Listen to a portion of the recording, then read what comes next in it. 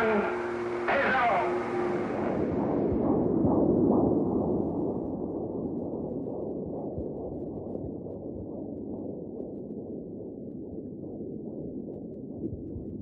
cloud hides the sky.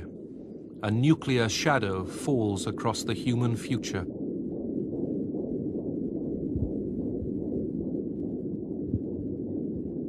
Midway through the 20th century, two superpowers prepared for a conflict which might have ended life on the planet.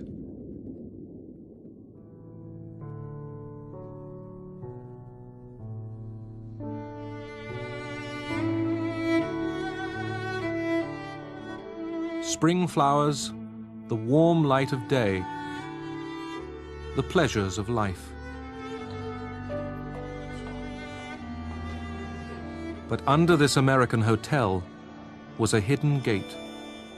It led into an underworld.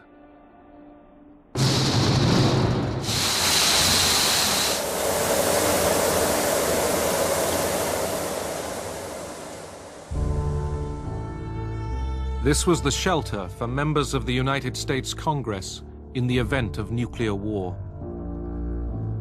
Down here, the politicians would represent the dead and the dying in the world overhead.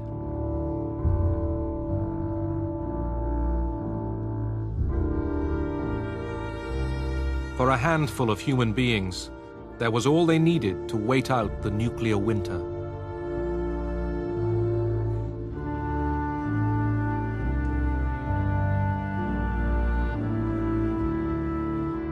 But nerves might snap, then order would be kept by force.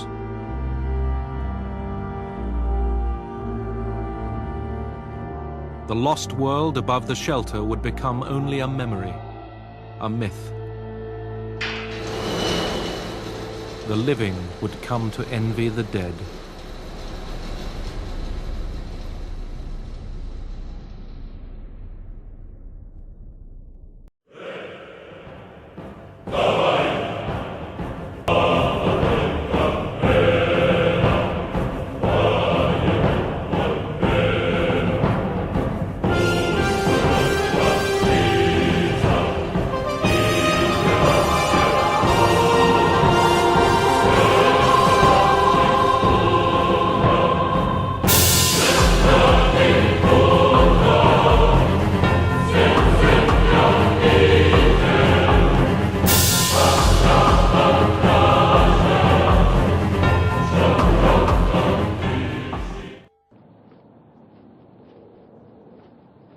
Berlin, 1945.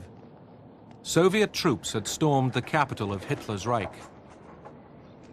American, British, and French soldiers soon joined them in the ruins.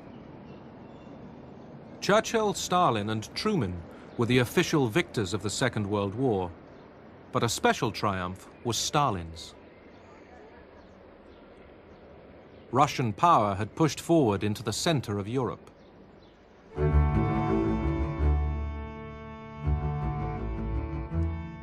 At Potsdam, outside Berlin, the Big Three met to settle the post-war order. Winston Churchill represented a Britain exhausted by war, while Joseph Stalin, supreme ruler of the Soviet Union, faced Harry S. Truman, 33rd President of the United States. It was 3 months after the death of President Franklin Roosevelt that Harry Truman, once a Missouri haberdasher, set off for Potsdam. It was his first overseas conference as head of state. President Truman was unprepared for the presidency in the sense of being fully briefed and up to the minute on all that was going on. But as a senator for the past 10 years, as chairman of one of the most important congressional committees of the war, he was well aware of the major problems that a president had to face. Stalin was late for the conference. He had a sort of heart attack. Anyhow, he came one day later. He visited Churchill and Truman and immediately apologized for being late. The Soviet Union was devastated by war, but Stalin remained a formidable figure. I went up to him and I said, "Marshal, this must be a great satisfaction to you after all the trials that you've been through and the tragedy that you've been through to be here in Berlin." And he looked at me and said, "Tsar Alexander got to Paris." Did Stalin want to push on to the Atlantic? Lenin, his predecessor, once hoped the Russian Revolution would lead on to communist world revolution. It was then, after the First World War, in a clash of ideologies, communist and capitalist, that the Cold War had its origins. In 1919, President Woodrow Wilson took ship to the European Peace Conference with his gospel for a better world, safe for small nations, sound for business. But his peace settlement excluded Bolshevik Russia.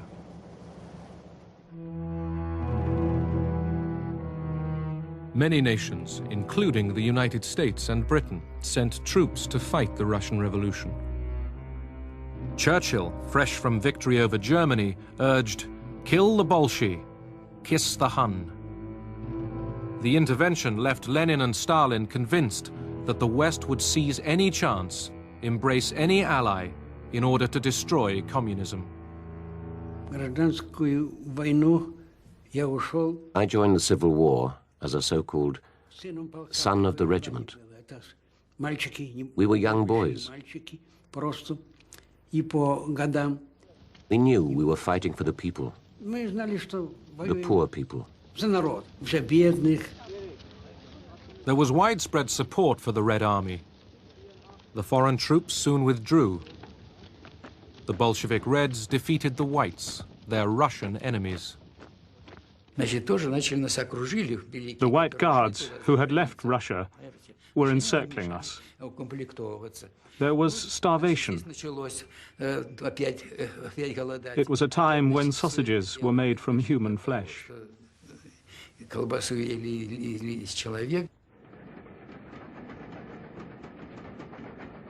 In Russia, famine followed civil war. The victorious Bolsheviks turned away from the outside world to build up the economy at home.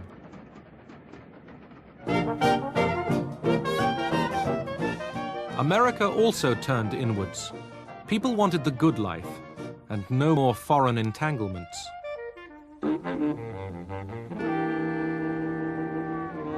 Then, in 1929, Wall Street crashed.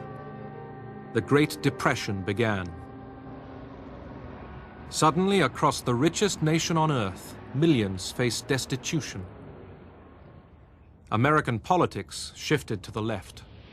I, Franklin Delano Roosevelt, do solemnly swear that I will faithfully execute the office of President of the United States and will, to the best of my ability, preserve, protect, and defend the Constitution of the United States. So help me God. Roosevelt promised a new deal for Americans. He would manage capitalism for the public good. And in a change of policy, he recognized the Soviet Union. One has to remember that we had been, I think, for 16 years without any representation in Russia. No relations between the two governments. And FDR was the one who decided to try to break that logjam.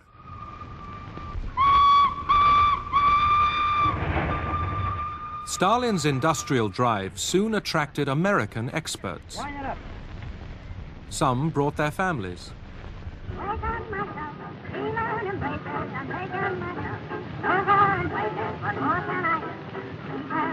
While Soviet muscle strained to raise dams and blast furnaces, American corporations supplied skilled engineers on contract.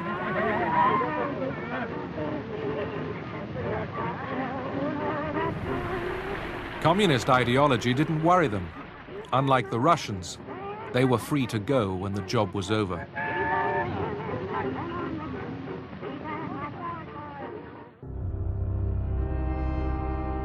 Stalin was master of the economic plan, a tyrant who tolerated no failure and no criticism.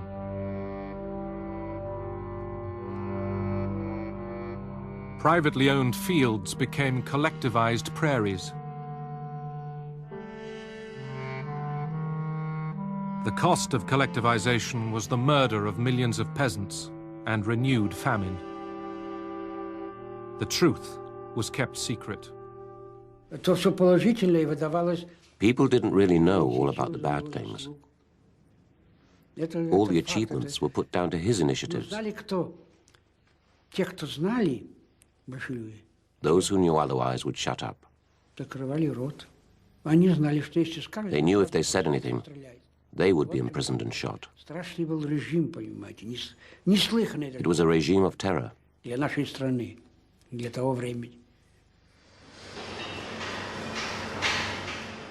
This was socialism in one country.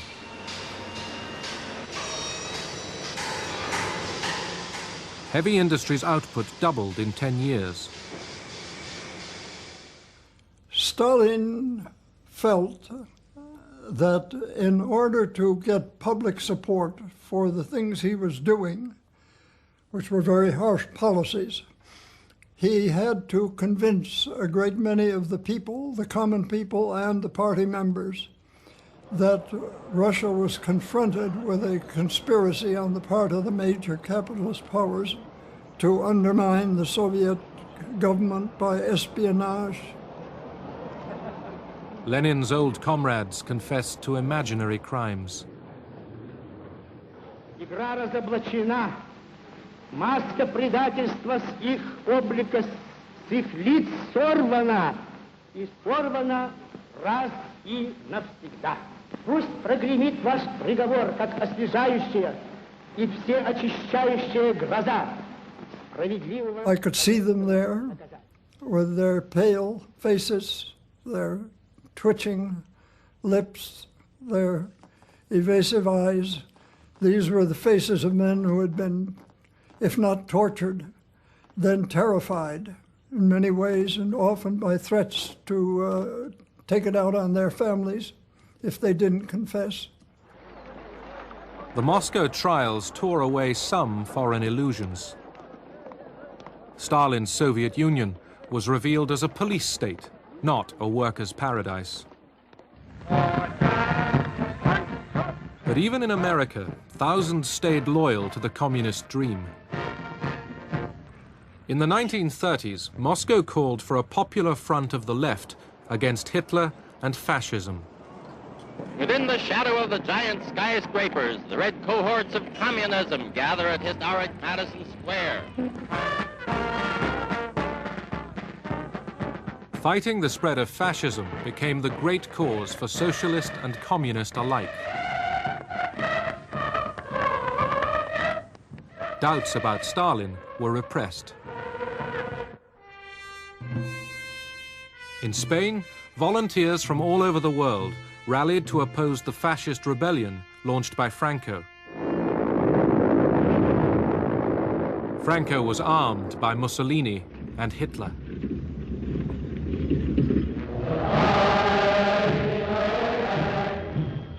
In Germany, the Nazis were rearming. Hitler did not hide his ambitions to dominate Europe and then the world. Sein Sowjetzeichen soll vor sich hertragen und wir werden in unserem Zeichen wieder siegen! Roosevelt wanted to keep out of any European war.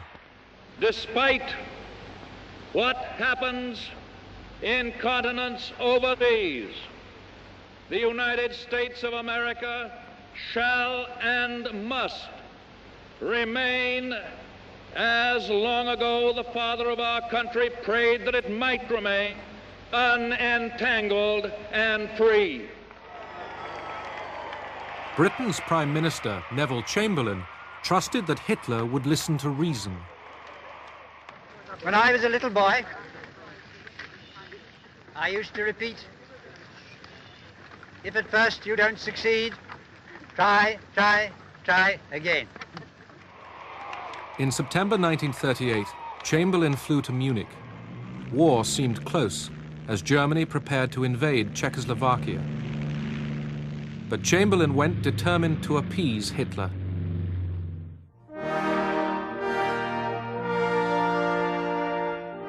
At Munich, Britain, France, and Italy licensed Hitler to seize the Czech Sudetenland with its German minority. Czechoslovakia's allies had abandoned her. In Moscow, Stalin drew lessons from Munich. The Western democracies, he concluded, would never stand up to Hitler. Stalin planned a desperate stroke of diplomacy. The fascist and communist arch-enemies were about to embrace. Hitler flew his foreign minister, Ribbentrop, to Moscow. The Nazi-Soviet pact was signed by Soviet Foreign Minister Molotov. The West was appalled.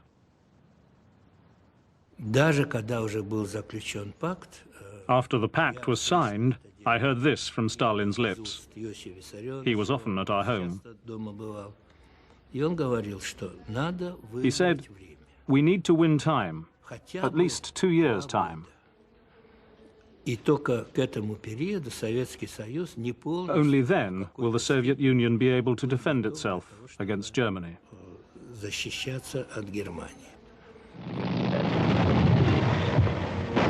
September 1939, Hitler invaded Poland.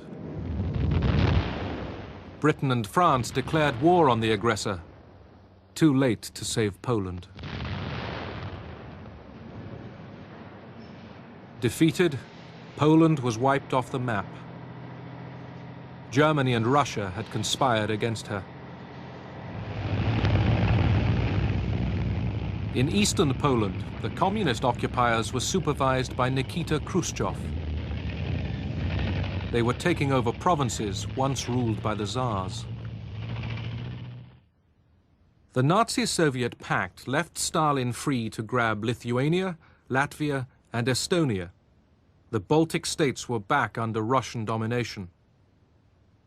Stalin had already outraged the world by invading Finland.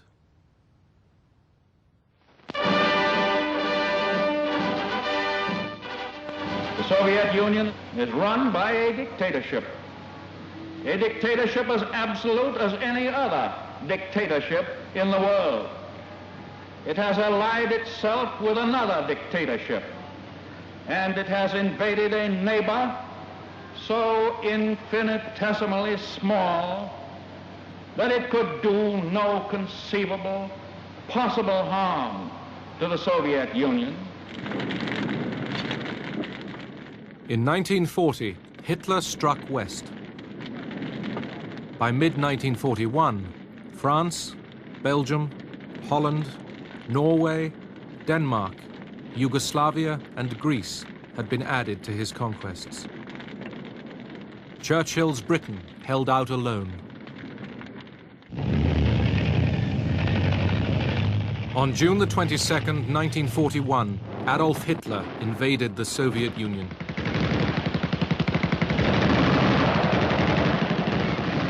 It was a day that changed history. Hitler meant to win a vast colony for Germany. Instead, his act would bring Russian power into the heart of Europe only 4 years later. The future outlines of the Cold War began to form as the Nazi tanks surged forward. The Red Army fell back in retreat.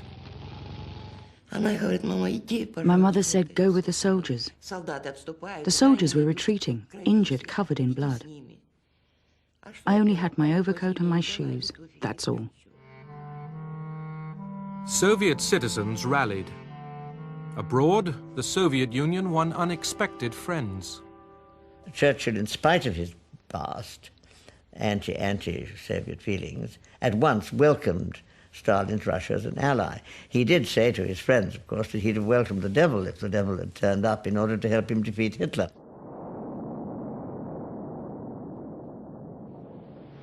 The United States of America was suddenly and deliberately attacked by naval and air forces of the Empire of Japan.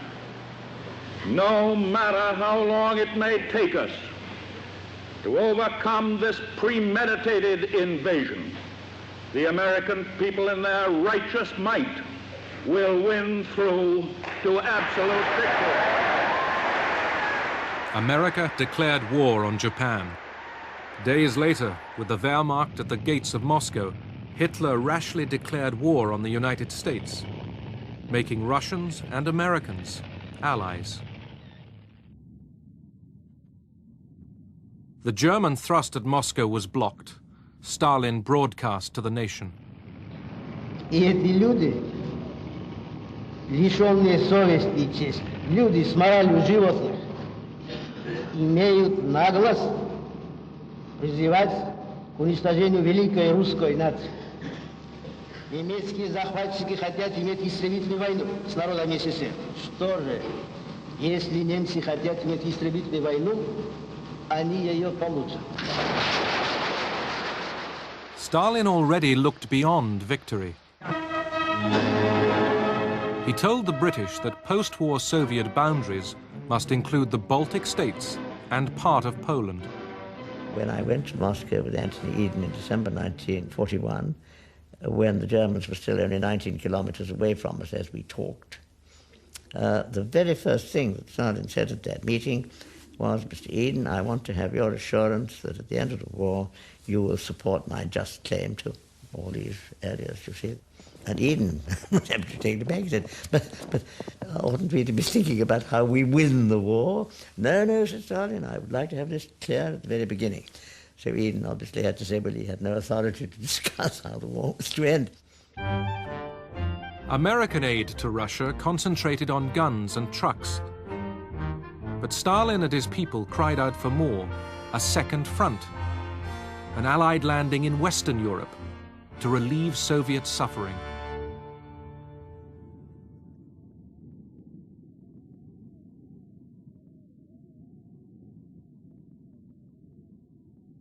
I saw the atrocities. I heard the noises of war.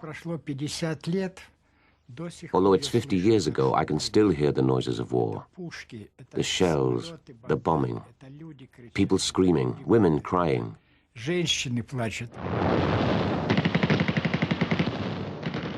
For 6 months, battle raged at Stalingrad.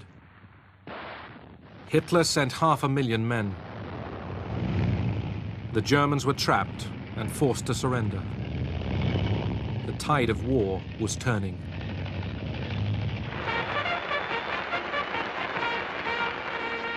Western opinion cheered on the Red Army, their comrades in arms.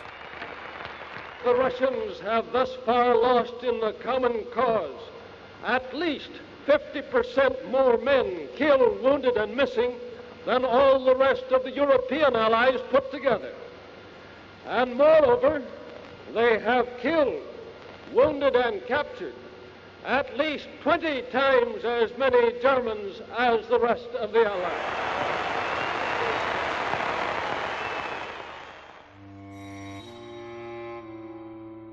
The Nazis sought ways to split the alliance against them. At Katyn in western Russia, they dug up the corpses of more than 4,000 Polish officers.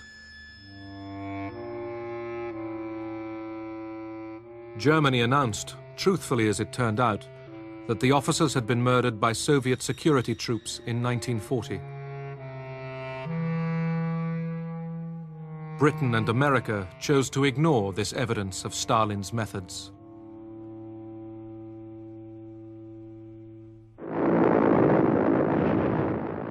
In 1943, with their alliance still intact, the Big Three prepared to meet at Tehran in Persia. I was summoned to Tehran to help them prepare for the conference. Mr. Roosevelt is supposed to arrive. We had the code names for it. And so I called the airfield, and sure enough, I spoke to Admiral Leahy. I said, "Are you coming?" And he said, "No, we're not coming. We're going to American mission." And when I said that to Molotov, I thought he'd just fry me alive. I said, "What?" And he'd get all the four-letter words I never heard in my life were spilled over me. He said, "Who the hell are you here anyway? How'd you get in here? What do you know? What am I going to say to Stalin?" Stalin persuaded Roosevelt that his safety was best assured by residence at the Soviet embassy. The embassy had been specially prepared for his visit. It was bugged.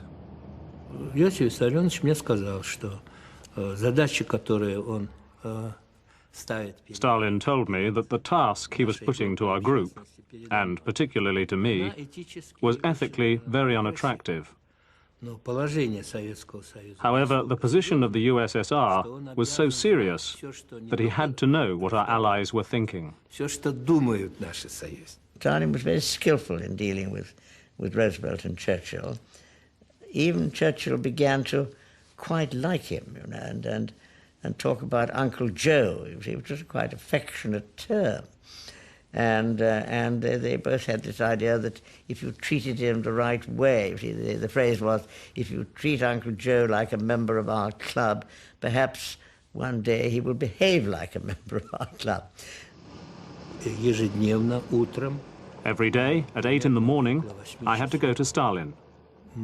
I went with all the transcripts, in Russian and in English. For about an hour, Stalin examined, in great detail, all of Roosevelt's conversations. Выяснял все детали разговоров, которые вел Рузвельт. I don't think FDR was capable of conceiving of a man of such profound iniquity, coupled with enormous strategic cleverness, as Stalin. He had never met such a creature. And Stalin was an excellent actor, quiet, affable, reasonable. He sent them all away thinking this really is a great leader. The Allies agreed that post-war Eastern Europe would be a Soviet zone of influence. Stalin would annex Eastern Poland. As compensation, the Poles would get a slice of Eastern Germany. Poland was offered no choice. Together, the Big Three mapped out the future.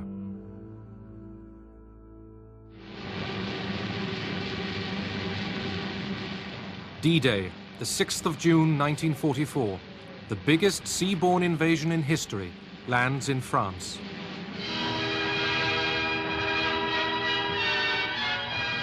This was the second front Stalin longed for. On the Eastern Front, Russian armies continued to advance. Nazi rode back out of Russia. Every rail line blown up as they flee. Of course, Nazi propaganda now stresses the masterful retreat.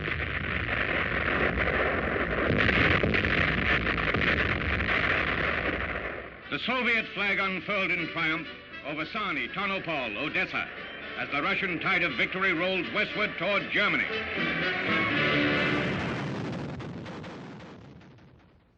As the Red Army approached Warsaw, the Polish resistance seized the city from the Germans. The Poles hoped to liberate themselves and confront Stalin with an independent Poland. The Polish Home Army rose to take over Warsaw when the Germans left and before the Russians arrived. And the Russians had encouraged them to do this. And then the Russian army stopped on the Vistula. Stalin claimed that his armies needed to pause outside Warsaw and regroup. The Germans counterattacked. Polish freedom fighters were abandoned by the Russians, who were sitting with their forces across the river and could easily have gone in to help them. I thought, for various reasons, that that was the point at which American policy should have changed. The Poles held out alone against the Germans for 63 days. When the Rising collapsed in slaughter and Warsaw was destroyed, Poland blamed the Soviet Union.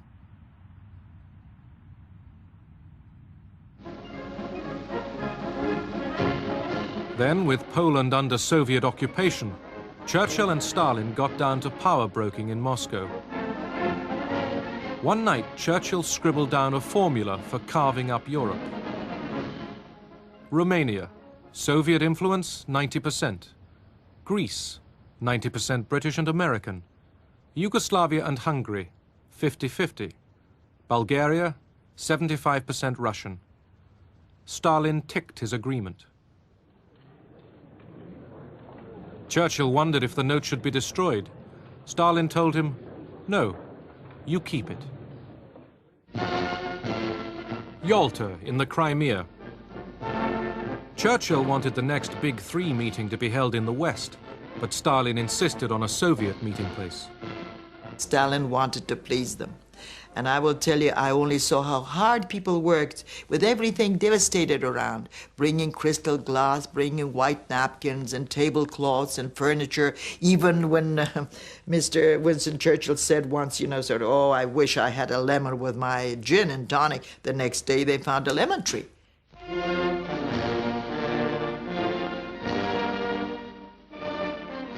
The journey was torment for the sick Roosevelt. His polio and the strains of war leadership dragged him down.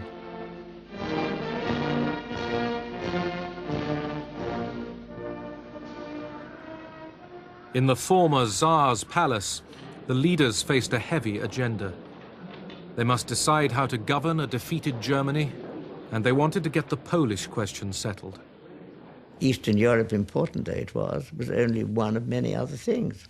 First of all, winning the war and then occupying Germany. Secondly, seeing to the war against Japan. Thirdly, the post-war arrangements. Stalin knew that the war was won. After all, the Russians were only 40 miles from Berlin at that time. They were on the point of capturing Budapest. They'd swept through parts of Eastern Europe, not the whole lot yet. He was a very shrewd negotiator. He doesn't look you in the eye. He's just sort of smoking. He was a chain smoker.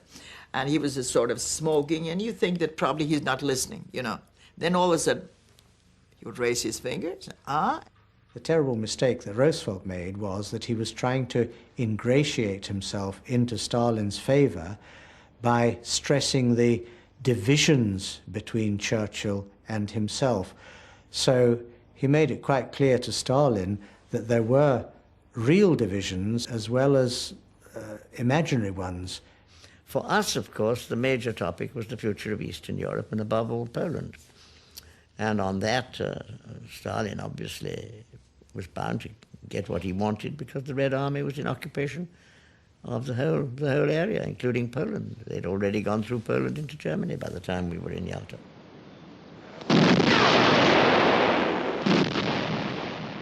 By now, the Balkans and most of Poland were in Soviet hands. So too was much of Czechoslovakia and Hungary. Battlefield facts that diplomacy could not alter. We got at Yalta 2 diplomatic documents, which on paper were perfectly satisfactory. I mean, that there would be a coalition government in Poland, including people from the West, and there would be free elections in Poland.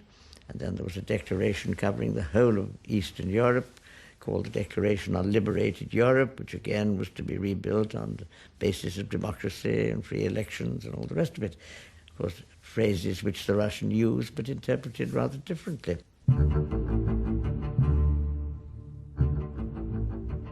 Stalin promised that the Polish elections would be free and fair.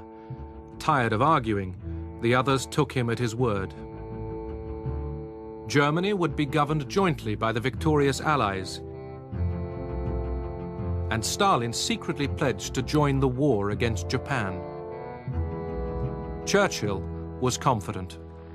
We have all bound ourselves to work together to make sure that there is increasing happiness and prosperity for the broad masses of the people in every land, no longer subject to the hard strains of war.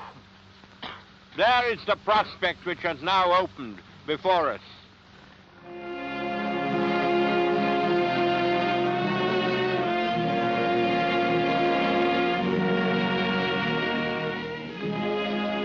The funeral special heads for Washington. An honor guard of servicemen keeps vigil beside the flag-draped casket.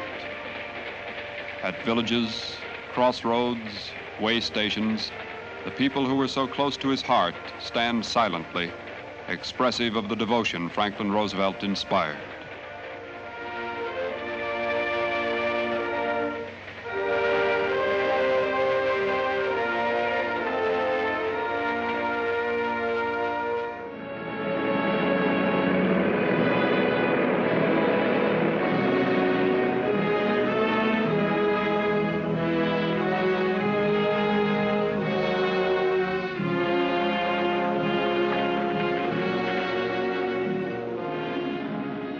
As the president was buried, the last battles in Europe were ending.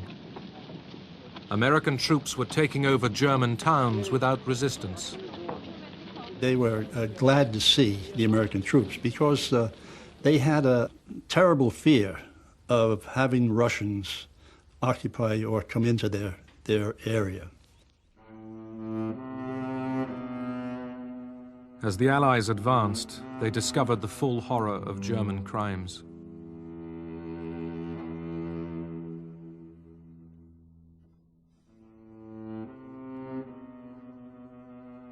The Jews had been the Nazis' special target, but every nation was mourning over mass graves.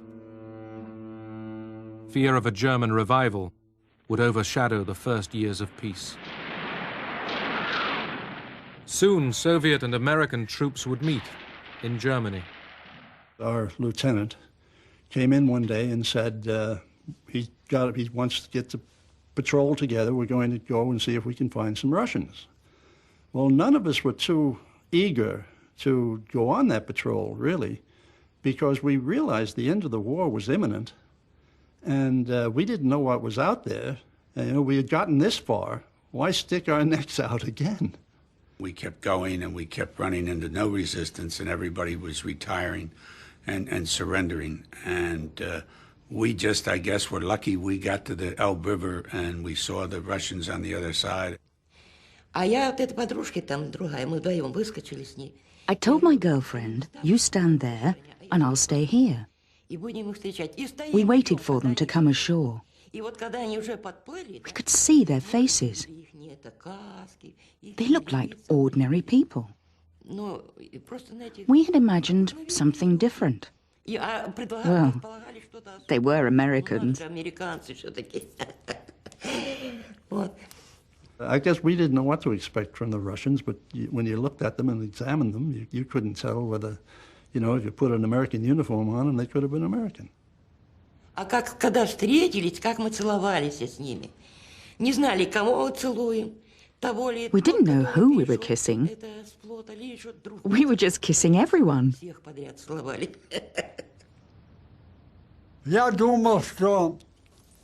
I think that for us, the war was over. We washed our feet in the Elbe River. We washed our faces and hands. We thought that now we'd met the Americans, the war must be over.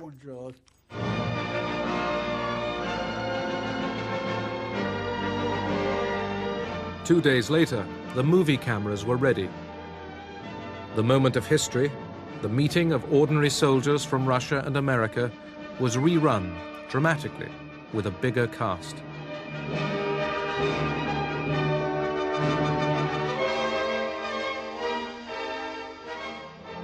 By Allied agreement, the capture of Berlin was left to the Russians. April 1945, the Red Army launches its final offensive towards Berlin. The war cost the Soviet Union 27 million lives. nearly 40 times American and British losses put together.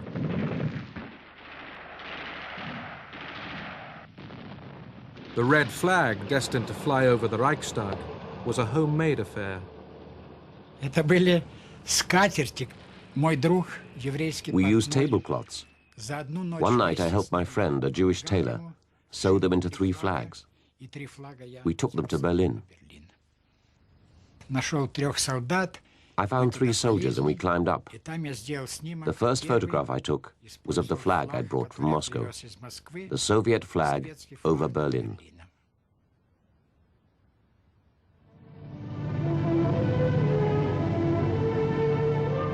As Hitler's Reich fell apart, hundreds gathered in San Francisco to found the United Nations organization.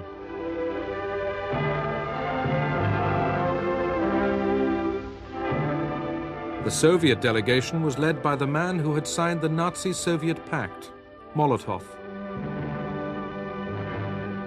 Молотов был очень нервно настроен.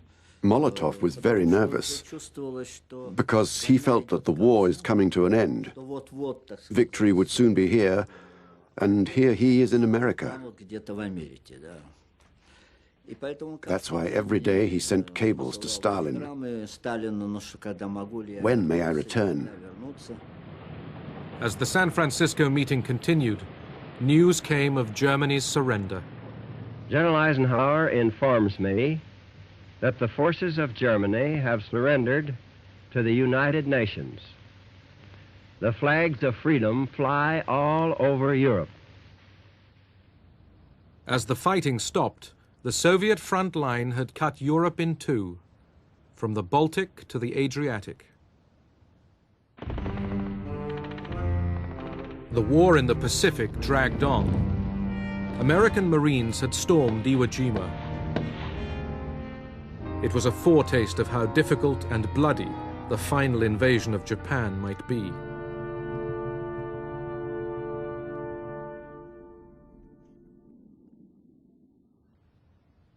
Potsdam in conquered Germany, site of the 3rd Allied summit. The attitude in Washington toward the Soviet Union had begun to change well before Potsdam. Storm signals were already flying. Truman declared officially, and quite sharply, that the declaration on Europe adopted at Yalta is not being carried out in some countries. Которое было принято всеми в Крыму на конференции. Что в частности в некоторых странах Governments are being set up, which the United States will not recognize. Которые Америка не может признать. I'd call the Potsdam Conference a bad-tempered conference, because apart from the ceremonial occasions, it was really very bad-tempered. The Allies couldn't easily agree about a German peace treaty or on how to carry out agreements reached at Yalta. Stalin confirmed that his troops were ready for war with Japan. But the day before the conference, America had successfully tested an atomic bomb. President Truman, after consulting with the British and with his own military advisors, decided that he would tell Stalin that we had a powerful new weapon without identifying it as a nuclear weapon.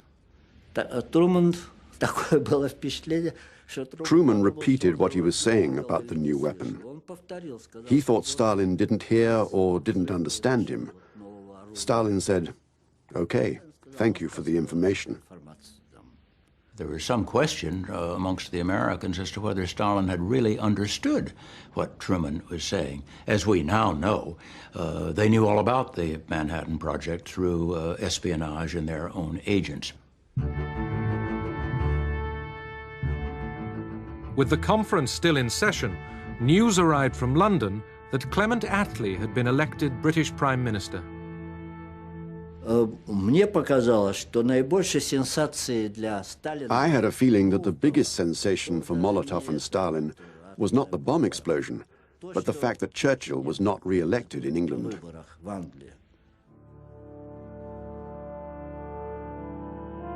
Another photo call. The world must see that the Allies were still united. On August the 2nd, the conference ended and the statesmen went home. 4 days later, America dropped an atomic bomb on the city and people of Hiroshima.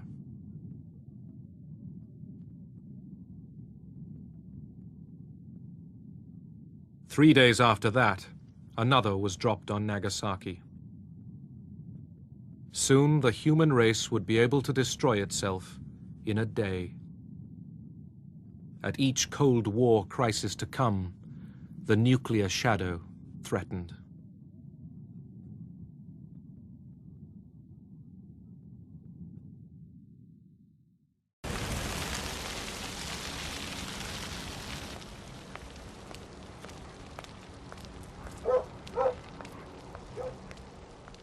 Fulton, Missouri, a quiet little town in the Midwest.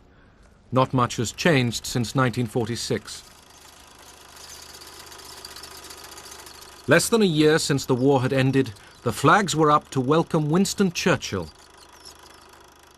But he came to Fulton bringing a somber message for the world. From Stettin in the Baltic to Trieste in the Adriatic, an iron curtain has descended across the continent. Behind that line lie all the capitals of the ancient states of Central and Eastern Europe. Warsaw, Berlin, Prague, Vienna, Budapest, Belgrade, Bucharest, and Sofia. All these famous cities and the populations around them lie in what I must call the Soviet sphere. The speech was not well received in the United States. It was thought to be too tough a speech. And the president was criticized by some for having Churchill over. Just goes to show how history changes. Now it's one of the great speeches that's ever been made because it helped warn the world about the danger of the Soviet aggrandizement.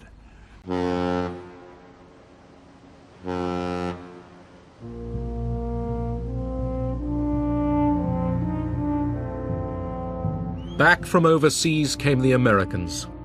For the second time in a century, the United States had been pulled into a world war far from its own shores.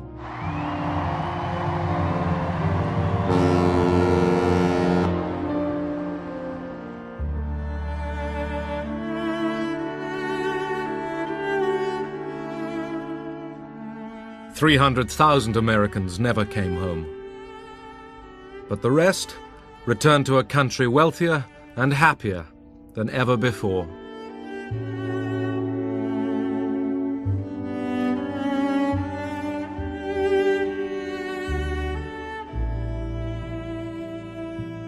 I sort of eased back into contentment. I said, gee, this is wonderful.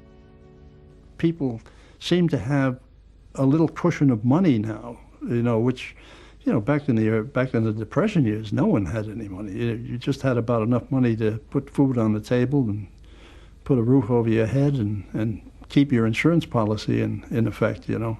Before the war, we had 15%, maybe sometimes more, unemployed, and a very stagnant, unhappy economy. And the war production of munitions, production of armaments, put enormous sums of money into the economy, put millions of people to work, not only men but women, Rosie the Riveter, and we emerged from the war with virtual full employment.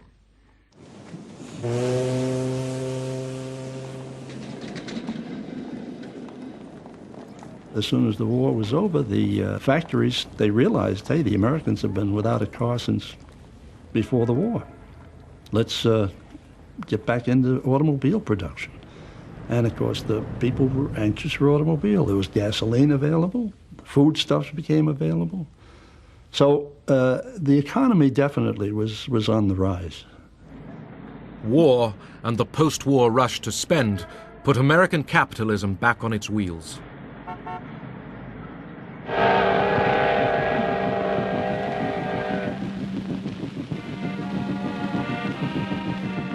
In the first summer of peace, the Soviet soldiers rode home. They were awed to find themselves still alive. До Москвы уже совсем недалеко. Поезд идет из столицы Германии. И вот он, счастливый час. Здравствуй, родная Москва!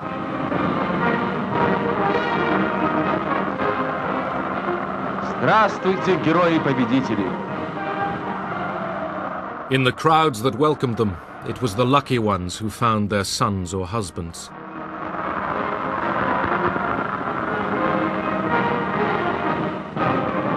Some 27 million Soviet civilians and soldiers did not live to see this day.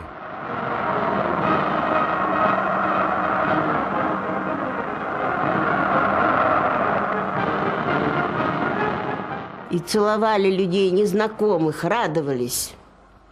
Это было большое ликование. We met the soldiers with flowers, bread, anything we could get hold of. Люди, какая-то надежда появилась, что кто-то еще, кто может быть. We kissed complete strangers. We were so happy. Где он, потому что были же. Our spirits were rising. We even dared hope that those who had gone missing might still be alive. Очень надеялись, что, может быть, они найдут родных, что, может быть, это ошибка. Главное, что были. The whole of Russia had been destroyed. Everything from the borders to Moscow lay in ruins. Все было разорено. There were lots of people with no homes to go to. Возвращаться некуда. Where the Germans had passed, nearly 70,000 villages had been destroyed. Cities lay in rubble. Stalin's pre-war achievements, the factories and apartment blocks of the 5-year plans, had been wrecked by the invaders.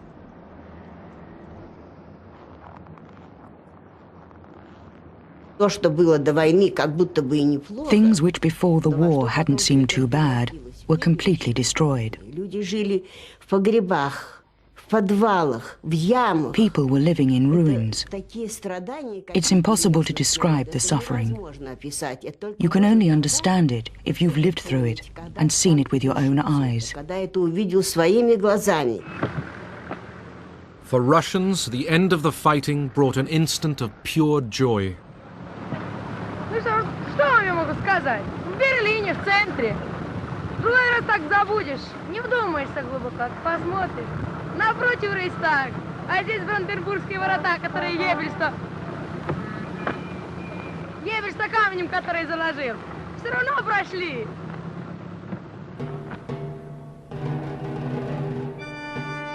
Berlin, the final battlefield.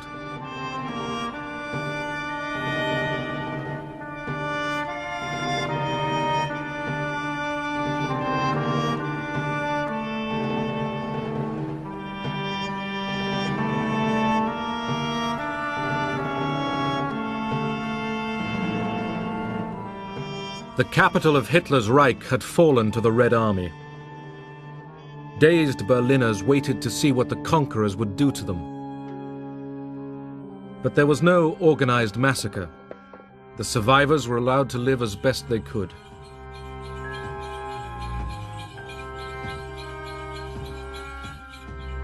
Stalin even ordered his troops to feed the Berliners, but the soldiers looted homes, and all over the city they hunted down women.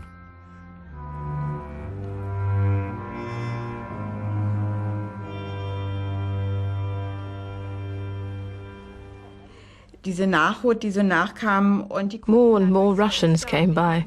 They looked through the window. Then one of them suddenly came in. I was babysitting. He took the child from my lap and gave it a toy and some cigarettes to play with. Und irgendein Spielzeug zum Spielen. Und das war dann die erste Vergewaltigung. That was the first time I was raped. It was terrifying. Und mir war das alles so furchtbar und ich konnte Afterwards, I couldn't speak. mich gar nicht richtig äußern.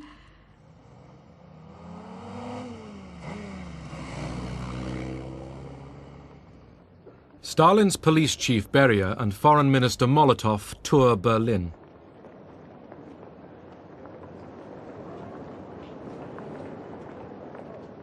Germany was divided into 4 occupation zones, and each of the Allies took a sector of the German capital.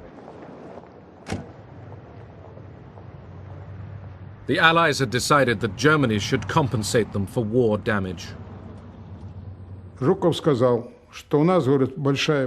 Zhukov said, "We have fought long and hard. We've captured Berlin. We have the moral and legal right to take out as much as possible in reparations. We don't know what the future holds."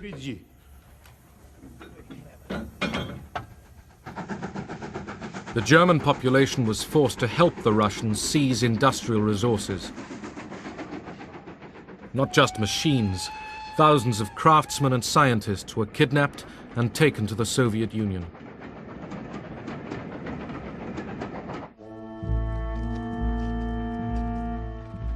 Central Europe was reverting to the Dark Ages. This was a space without law, shelter, or mercy. A continent of nomads.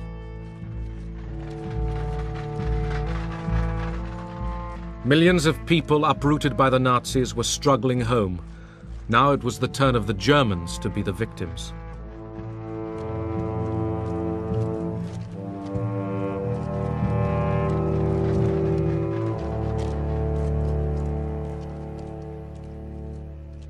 From the Mediterranean to the Baltic, the victors were shaping Europe in their own image. Poland, the invaders' route to Russia, obsessed Stalin. Eastern Poland had been annexed by the Soviet Union. As compensation, the Allies shifted the whole country westward, giving Poland the eastern territories of Germany. The Germans were expelled.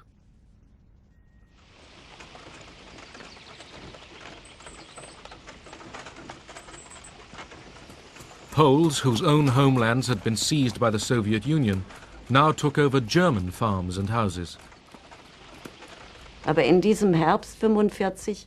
In the fall of 1945, a young Polish woman, 19 years old, and an older man from the militia entered our house. Und ein älterer Mann von der Miliz unser Haus betreten. Sie fragt The girl asked, "Who does this house belong to?" And my mother said, "To us." Ja, mir. Und And Hania, that was the Polish girl's name, said, "Now it's mine." From then on, it was Hania's house. Von Hania.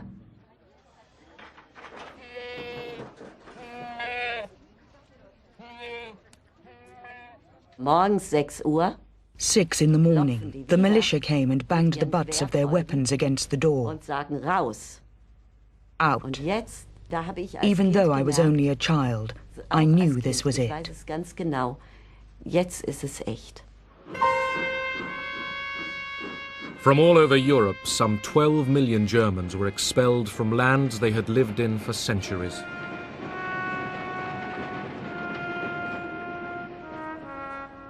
Today it's called ethnic cleansing. Then the Allies called it population transfer, and the British helped to move the Germans out.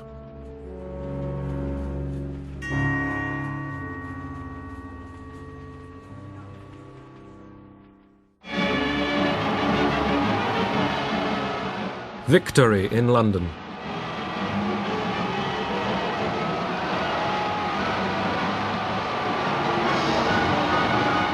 From 6 years of war, Britain emerged happy, but inwardly exhausted.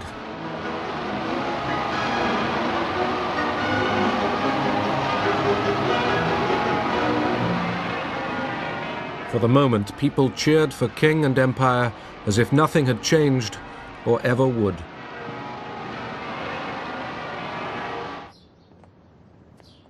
The King's new Prime Minister was Clement Attlee. The British voters had swung leftwards, and Churchill was out. In foreign policy, the new Labour government held tightly to the American alliance. Ernest Bevin, the new Foreign Secretary, was a trade union veteran who mistrusted communists. He had backed Churchill's intervention in the Greek Civil War. British interests were at stake here.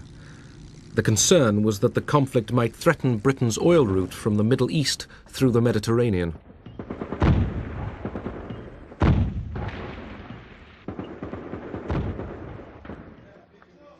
The strongest resistance movement, the communists, reached for power.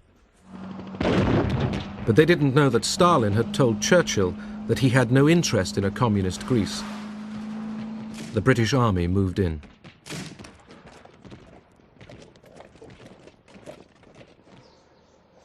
The Civil War was long and cruel.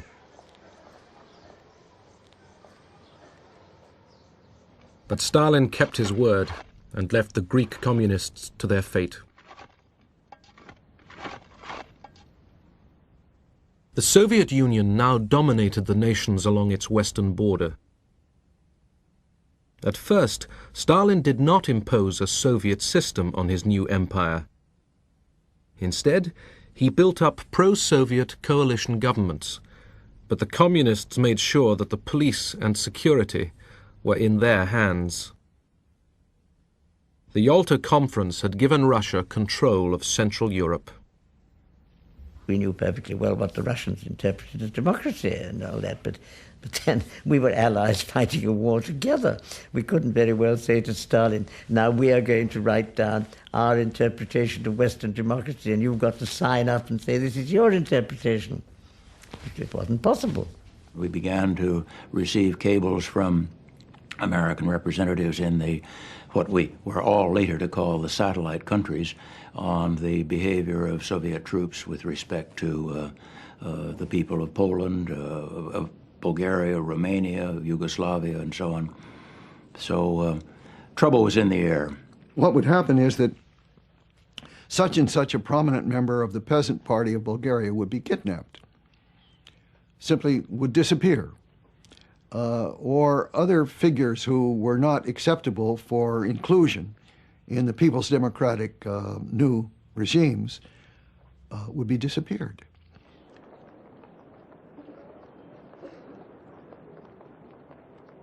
In Berlin, where the Allies jointly supervised city life, the communists were careful. The idea was at the beginning to cooperate and gradually to build up the party, making the best organized party, the most militant party, the most active party, and gradually increase the influence on the other parties, and gradually take over the whole situation, but not at once.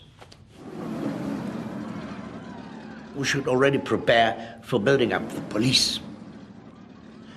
The man for personnel, who changes personnel. The man for education. So we were flabbergasted. We only 3 or 4 comrades and everybody else are social democrats and bourgeois democrats and so on. So one of us asked and said, it must look democratic, but we must have everything in our hands. Many Germans perfectly well understood that brown, the Nazi colors, were becoming red overnight. After all, the methods in some ways were the same, or at any rate very similar, of forcing people to do things against their will. For me, my only comparison was always the Soviet Union under Stalin. And comparable to the Soviet Union under Stalin, 1935 to 45, 45 to 46, 47 in Germany was wonderful. It was much less terror than which I had witnessed the 10 years before in the Soviet Union. Soviet communism had stood the test of war. The Red Army was the biggest on earth, and General Eisenhower came to pay his respects to the world's newest superpower.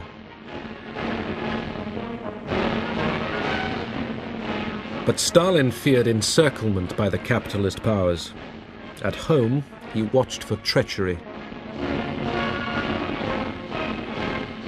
Those who had been taken prisoner by the Germans and seen a glimpse of the West might become disloyal.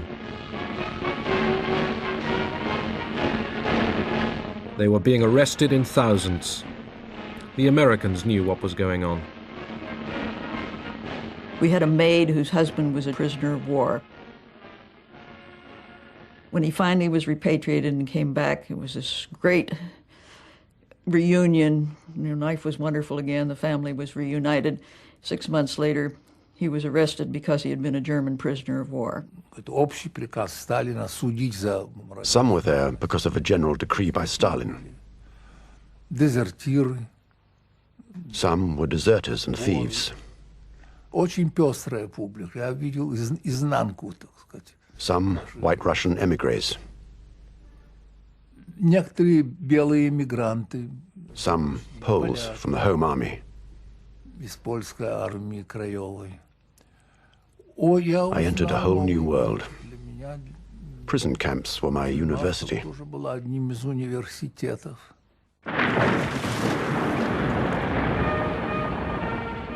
Poland. In the wreckage of Warsaw, the Poles began to clear the ruins.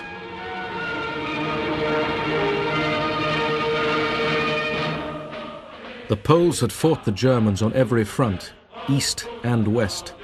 Now they worked together to rebuild their country.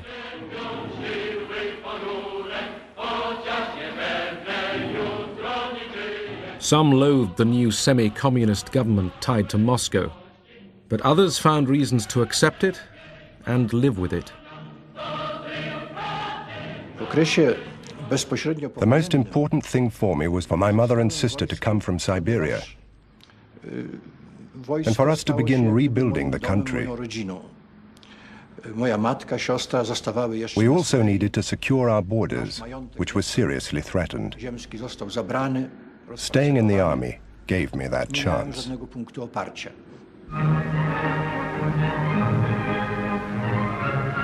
In Moscow, Poland's new puppet leaders were taken to the opera.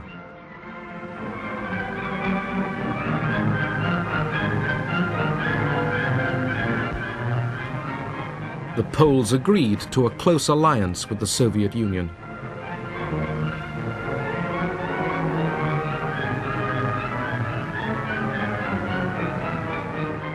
Stalin promised to defend the new Polish frontiers against any German attempt to win back the lost territories.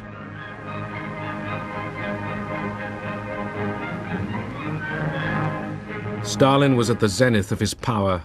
His colleagues felt terror in his presence. Russian diplomats, like all other Russian officials or party members or whatever, lived in terror of the great man, and justifiably so, because if they gave unpopular advice, they might find themselves in a concentration camp or with a bullet in the back of their heads.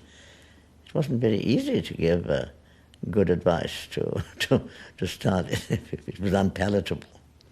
Он сидел такой веселый, настроение у него хорошее, рядом сидел с ним. Stalin was cheerful and in high spirits. At his side were the main guest, the interpreter, and Soviet guests too. Другие гости, наши, все так. И когда раздавали официанты там какой-то... The waiters came in with the main course. То или I think it was turkey.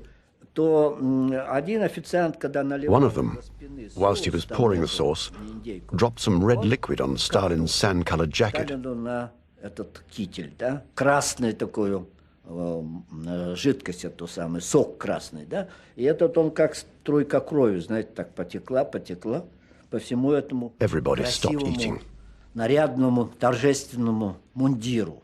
They were in a state of shock about what would happen, because the stains looked like drops of blood. Замерли в испуге, что будет вообще. But Stalin didn't react. He continued to talk with his neighbor. Вот к нему там подскочил какой-то обслуживающий шеф там обслуживающий. Then another waiter came up to him with some water and offered to sponge it out. But Stalin said, no, no. And he was absolutely calm. Просидел совершенно спокойно. Все, значит, увидели. People saw that things seemed to be okay. Everyone began eating again, and the routine continued. Спокойно до конца и просидел.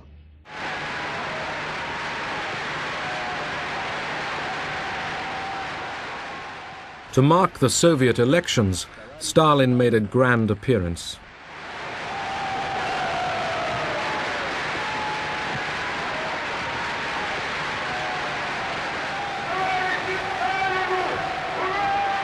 To his exhausted people, He promised no rewards, but only more effort, more 5-year plans for heavy industry.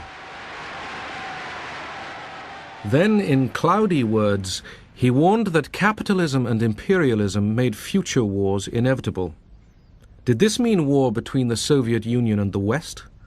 Abroad, alarm bells rang. I read the speech with care and interpreted it as being a delayed declaration of war against the United States. Wasn't any doubt about it if you read the text carefully, what he was talking about. The speech was interpreted in the West as no less than a prediction of World War III.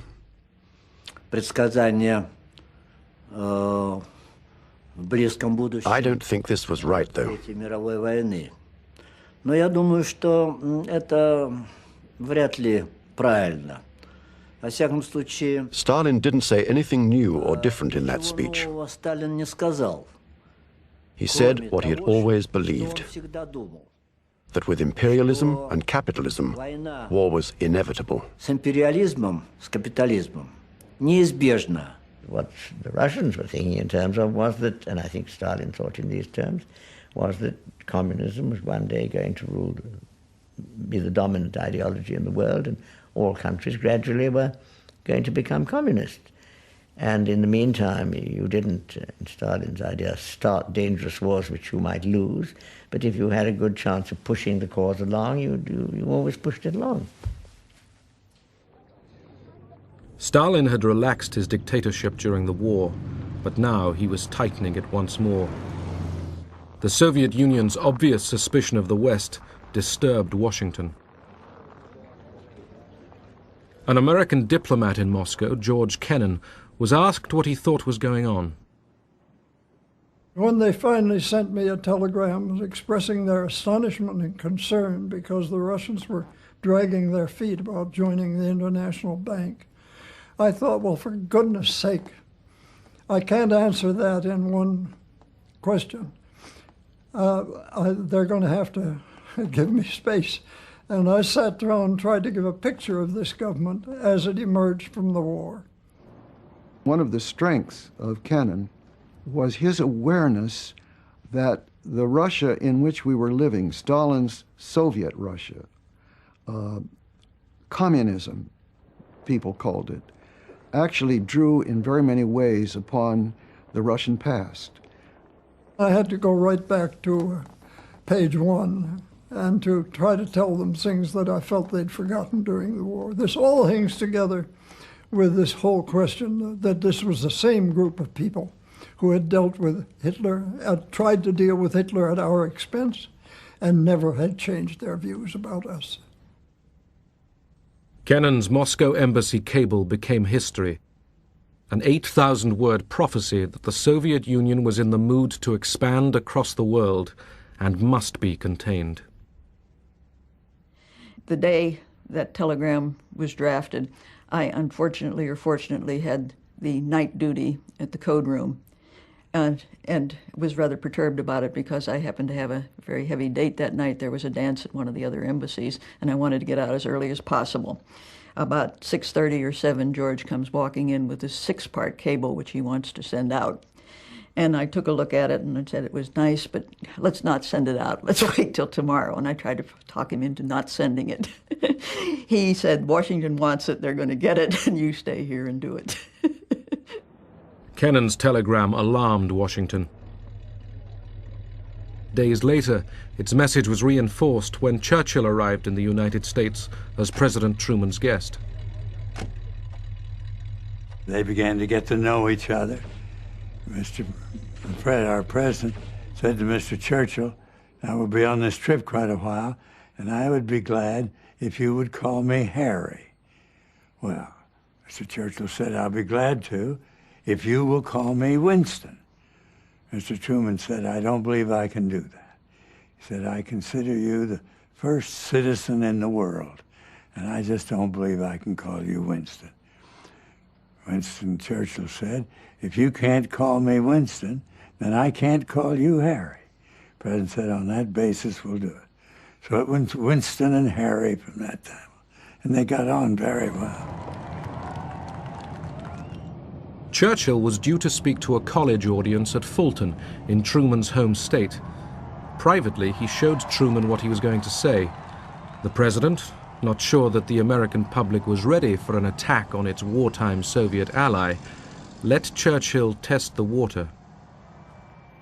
Mr. Churchill, he's one of the great men of the age. He's a great Englishman.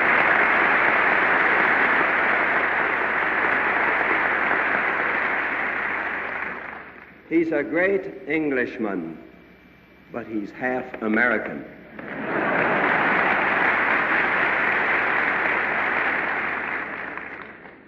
From Stettin in the Baltic to Trieste in the Adriatic, an iron curtain has descended across the continent.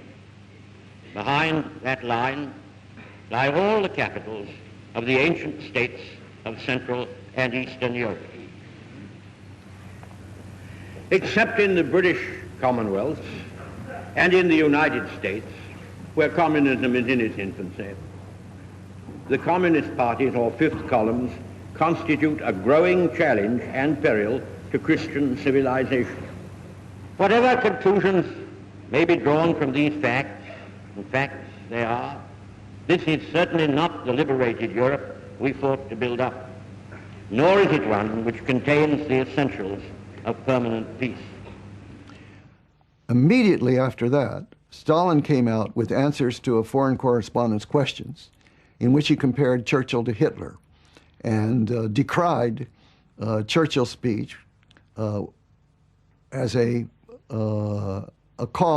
belligerent call to arms against Soviet Russia. Since 1945, America had been extending its influence and power all over the world. Stalin grew nervous. He put pressure on Turkey to grant the Soviet Union a military presence in the Dardanelles and the Bosporus. America and Britain feared a threat to the Suez Canal. They were determined to keep Turkey free of Soviet interference. When the Turkish ambassador in Washington died suddenly, Truman used America's biggest battleship, the USS Missouri, to deliver the body to Istanbul. This was a symbol to Stalin. Don't push us, and don't push Turkey, because if you push Turkey, we'll be there. Iran, like Turkey, lay on the southern borders of the Soviet Union, and for centuries had been hostile to Russia. During the war, Soviet and British troops had occupied Iran to protect their oil supplies. They even celebrated their partnership there.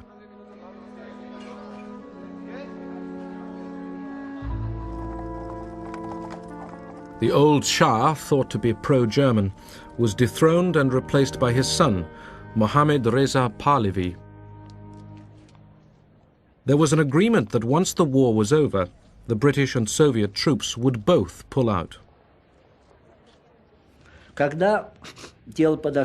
the occupation was due to end, Stalin didn't want to leave. У Сталина охоты уходить из Ирана не было. Он, так сказать, He wanted to stay on. и задержаться бы еще.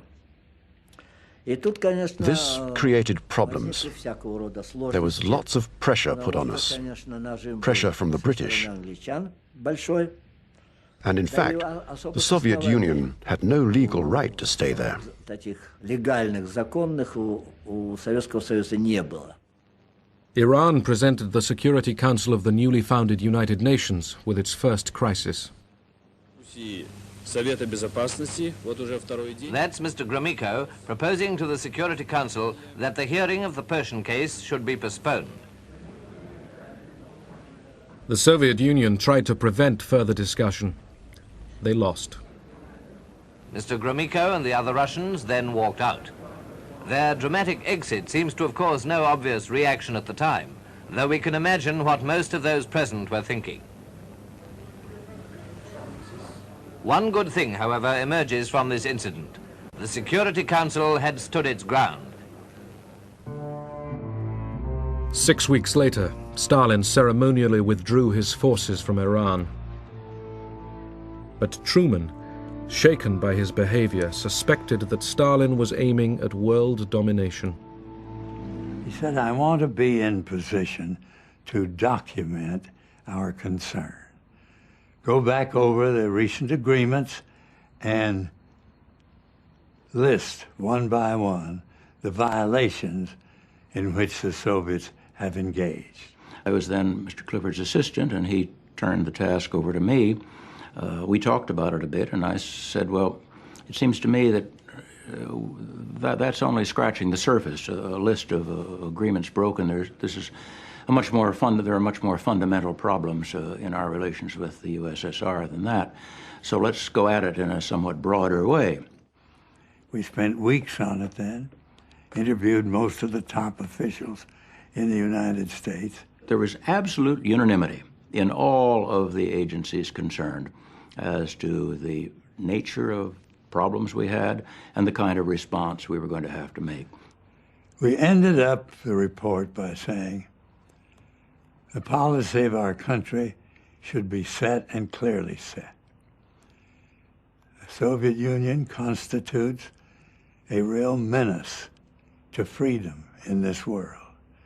Freedom in Europe, freedom in the United States. So we must prepare for it. The Clifford-Elsie report was kept secret.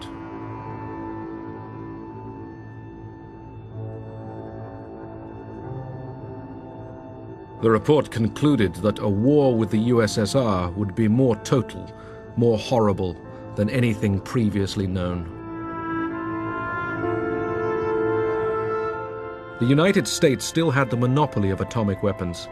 At Bikini Atoll in the Pacific, 2 atom bombs were detonated in July 1946. The warning to Stalin was plain. From now on, all the big powers worked frantically to develop their own atomic and biological weapons. At the Paris Conference of Foreign Ministers, Molotov was determined to maintain joint Allied control of Germany. But his American counterpart, Secretary of State Burns, wanted Germany to pay no more reparations. For Molotov, Burns was too concerned with German opinion. He was outraged. Molotov was nicknamed Mr. No. But if he had been a Mr. Yes, Stalin would not have kept him on. Stalin needed a Mr. No, someone capable of finding out the maximum information about the other side's position. Molotov would squeeze the other side to its absolute limit. When he had totally exhausted these methods, it was Stalin's turn. He would come back and resolve matters with a friendly smile. It was at Paris that the wartime alliance began finally to break up. The Americans and the British were impatient to develop stable economies in their zones of Germany without Soviet interference.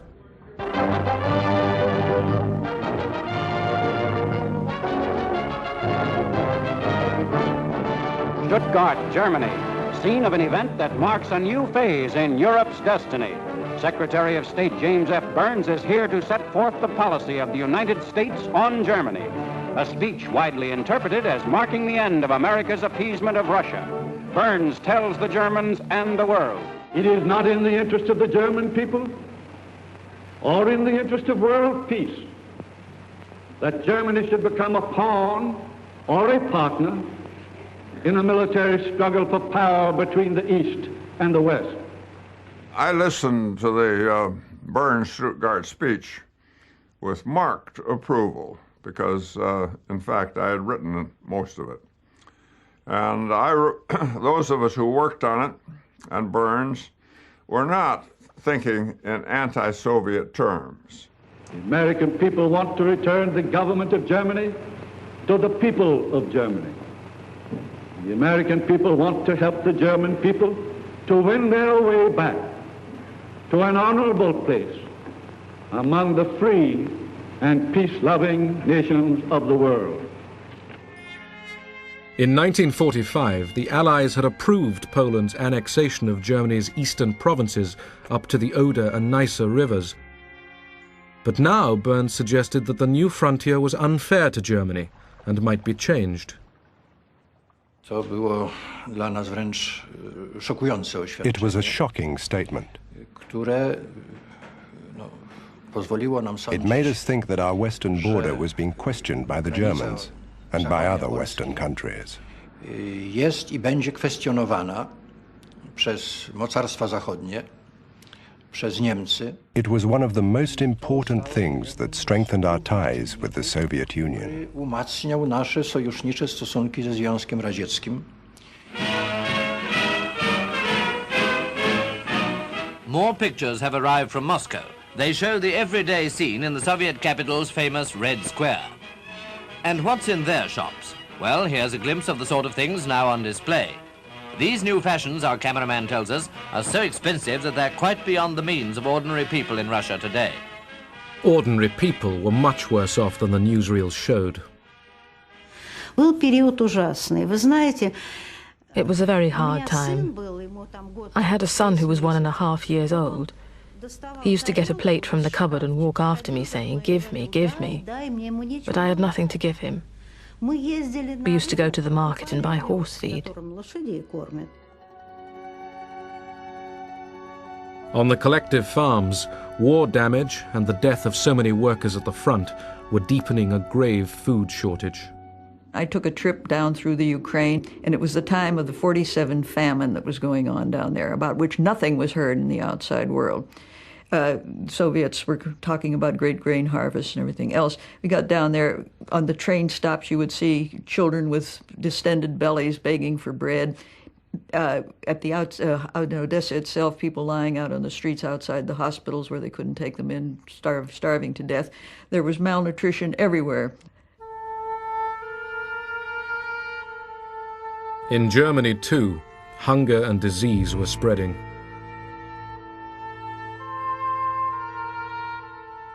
The nightmare of the Western Allies was that poverty would drive the Germans towards communism.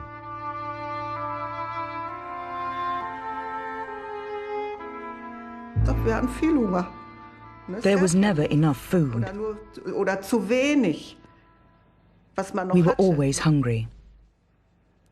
In those days, we went on scavenging trips. We went to farmers and begged. Sometimes we got something, other times nothing.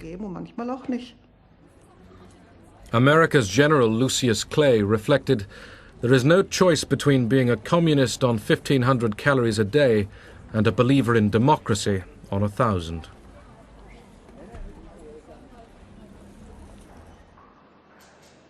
Aid to Germany cost Britain over $1 million a day. But British supplies were not enough to save thousands of Germans who died that winter for lack of food and fuel.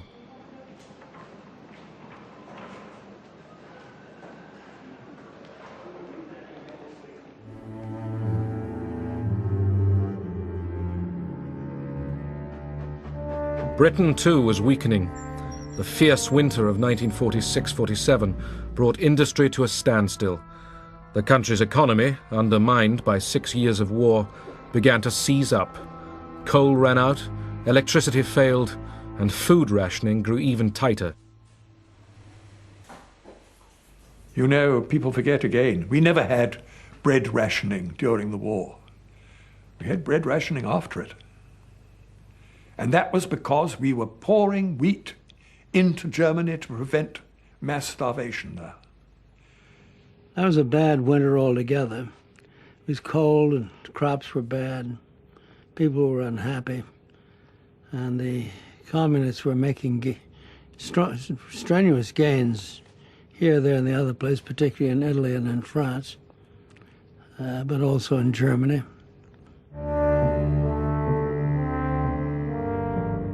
The British could no longer afford all their heavy commitments in the Mediterranean. They told the Americans they intended to pull out. The message came, and it was flat. It said Great Britain is withdrawing from both economic aid and military aid to Greece and Turkey. This simply crystallized the opinions in the executive branch that the United States had to move, and move very, very quickly. The prospect didn't look good at all for Europe or for the United States or for anybody. In Washington, President Truman went to Congress. From now on, he announced, the United States would contain the advance of communism anywhere on the globe. This, at last, was the official declaration of the Cold War.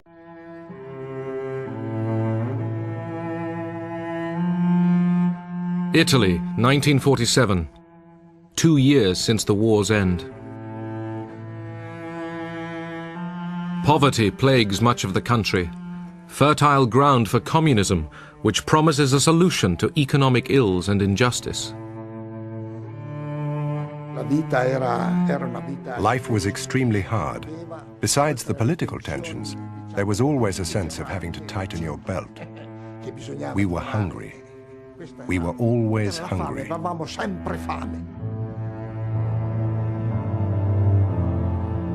As membership of the Communist Party reaches 2 million, America fears that Italy and Western Europe could fall to communism. The seeds of totalitarian regimes are nurtured by misery and war. They spread and grow in the evil soil of poverty and strife. They reach their full growth when the hope of a people for a better life has died. We must keep that hope alive. May Day in Moscow, 1947. The Red Army was the largest fighting force in the world. Stalin had established control over most of Eastern Europe.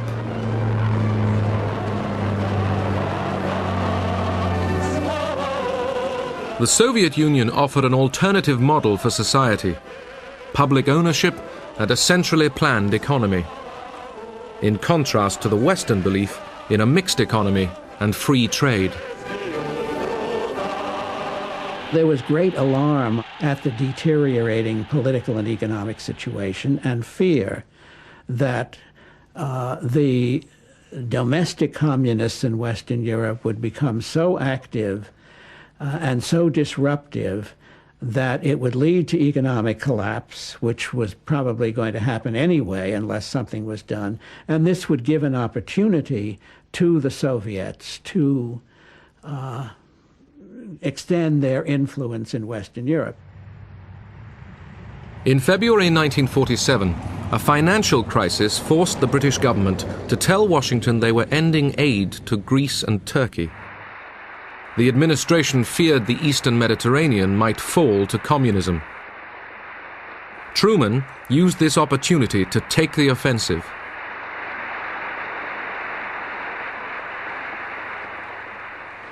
The free peoples of the world look to us for support in maintaining their freedoms. If we falter in our leadership, we may endanger the peace of the world, and we shall surely endanger the welfare of this nation. I was there in the balcony listening, and I was struck by the absolute concentrated attention of the Congress. On this occasion, everyone in the hall realized that this was a major historical event. I therefore ask the Congress to provide authority for assistance to Greece and Turkey in the amount of $400 million for the period ending June 30th, 1948. Truman pitched the struggle for the first time as between freedom and tyranny, the West and the communists. Truman had to persuade the often isolationist Congress to act. The anti-communism of the Truman Doctrine did just that. The Truman speech reflected very clearly Truman's own character. He liked to see issues very clearly and to come up with clean-cut answers. After 5.5 years of a war to defeat fascism, Europe was bankrupt. Industry lay in ruins. Homes were in rubble. People struggled to survive.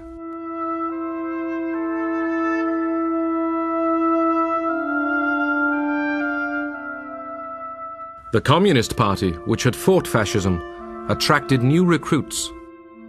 The appeal of communism to young people and to students was that of a hope that it was possible to create a classless society.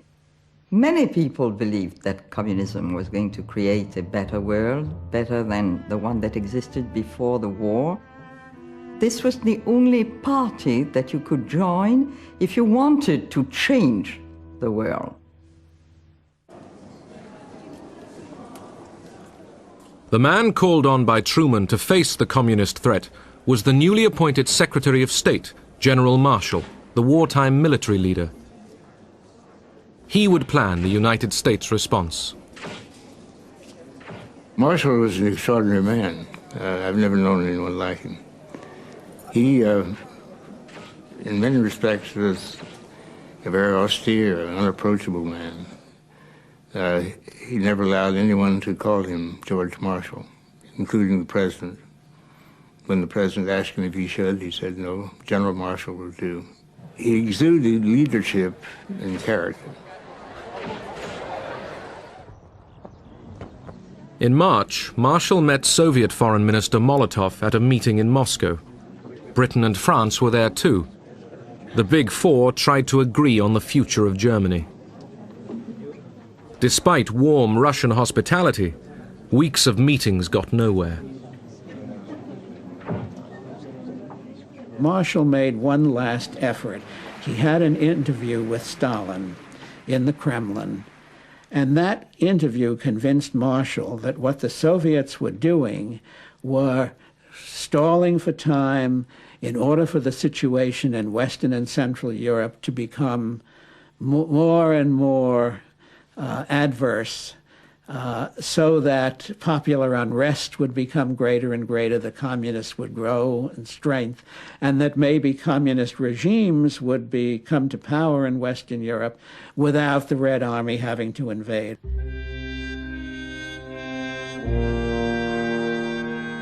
At the heart of Europe's problems lay the question of a defeated Germany. Stalin wanted to keep Germany on its knees, concerned that otherwise it would rise up one day and threaten the Soviet Union again. The Americans believed that Germany must get back on its feet before there could be a full European recovery. Marshall was now convinced of the need to act quickly. On his return from Moscow, he instructed the State Department to begin preparing ideas for a European rescue plan. Billions of dollars would be needed. Would Congress approve this enormous cost? The whole situation is critical in the extreme. We happen to be, very fortunately for ourselves, the strongest nation in the world today, certainly economically. The urgency was such that Marshall rushed forward his plan. He announced it at an awards ceremony at Harvard University. There were no film cameras present. Marshall proposed aid to Europe on a vast scale and invited the Europeans to respond. Ernest Bevin, the British Foreign Secretary, immediately realized the importance of Marshall's speech.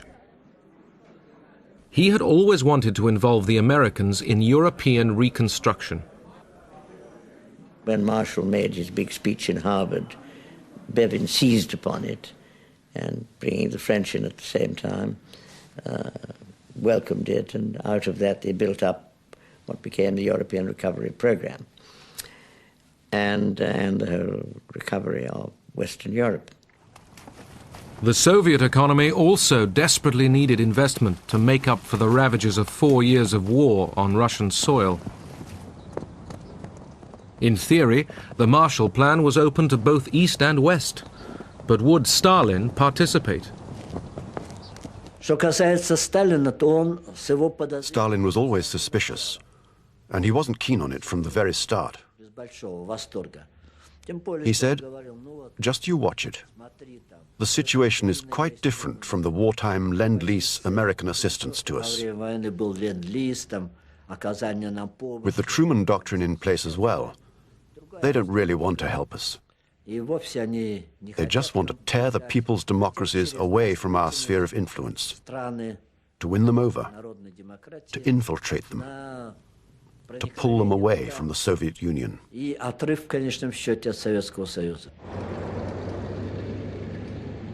In Paris, a foreign ministers' conference opened to frame the European response to the Marshall Plan. Despite Stalin's caution, Molotov and a large Soviet delegation turned up at the conference table. Molotov listened to all the reports and proposals, although he felt it was clearly not that straightforward, that the aid would be tied up with certain conditions. Throughout the Cold War, spies were used by both sides. At this critical point, spies in London were passing their Soviet controllers document after document. Dozens. I mean, all the diplomatic going in and out from the Foreign Office, we had access to everything. After 6 days of meetings in Paris, Soviet intelligence gave Stalin new information about the Marshall Plan. Our intelligence service knew everything.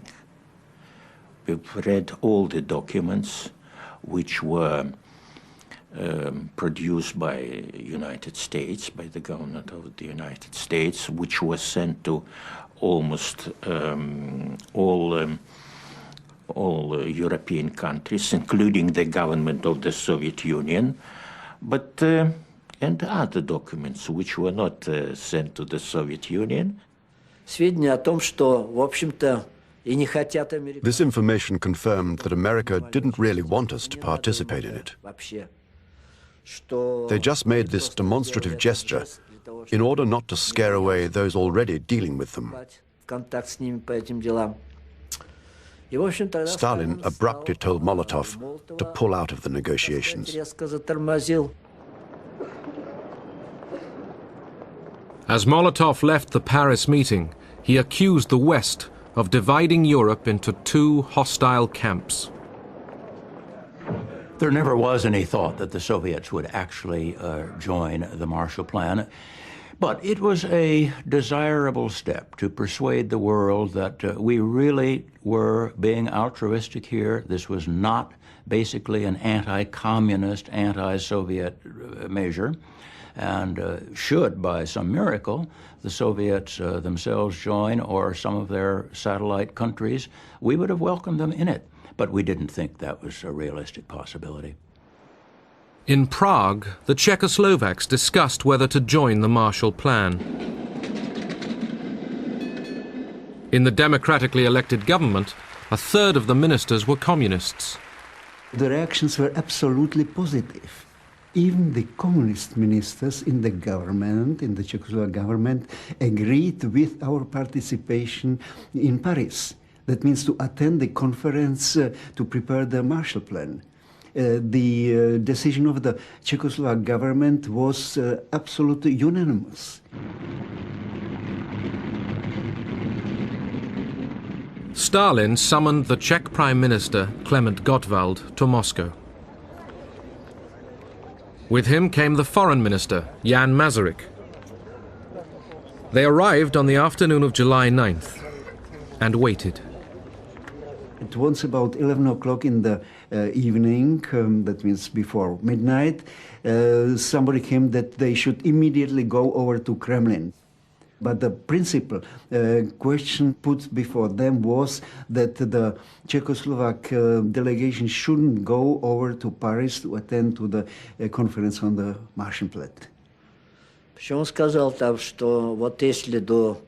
Stalin said, if by 4 a.m. on the 11th of July you have not refused to attend, then be prepared. This will have serious consequences on our relations with you. Stalin was quite clear, quite rough, and he gave the ultimatum of 4 hours to our delegation to say their decision. Finally, the same government which accepted unanimously the presence in Paris rejected it.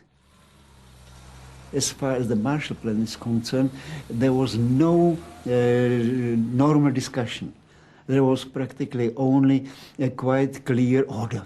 You have to do it, and if you do not do it, so you are not our friends.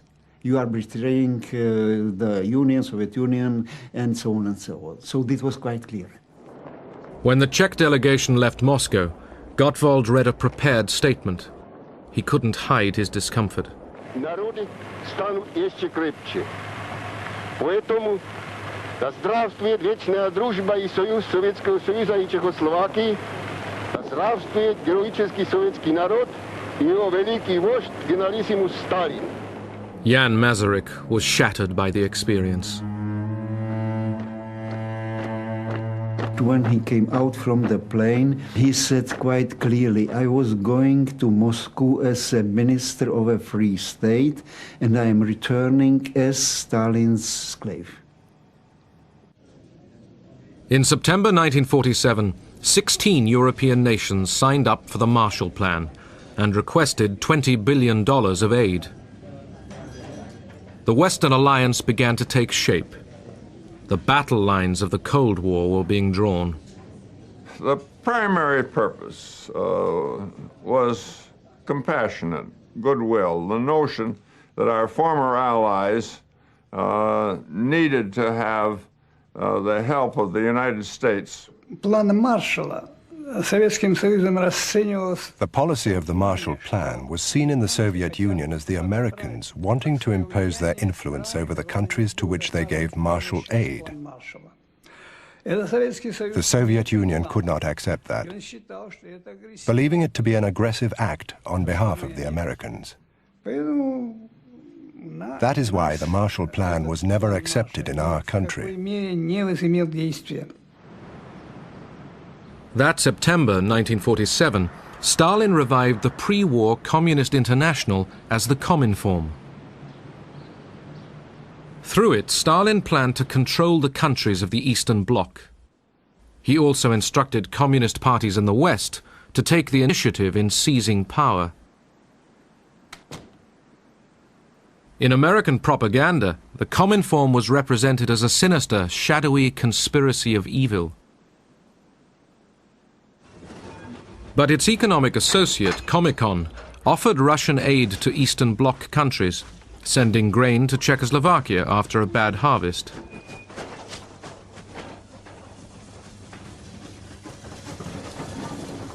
Both Cominform and Comecon were a direct response to the Marshall Plan. On the one hand, the Cominform would follow the political, ideological line the Soviet Union wanted to adopt in the socialist countries. On the other hand, the aim of Comecon was to provide economic assistance in order to prevent these countries from being torn from our sphere of influence. February 1948, the Communists reach for power in Czechoslovakia. Workers' militias go on the march. Non-communists are arrested. Action committees take over the police and the labor unions. President Beneš capitulates. The red flag flies in the center of Prague. In just 5 days, the communists took over Czechoslovakia's government. Stalin's rule was imposed on the Czechs.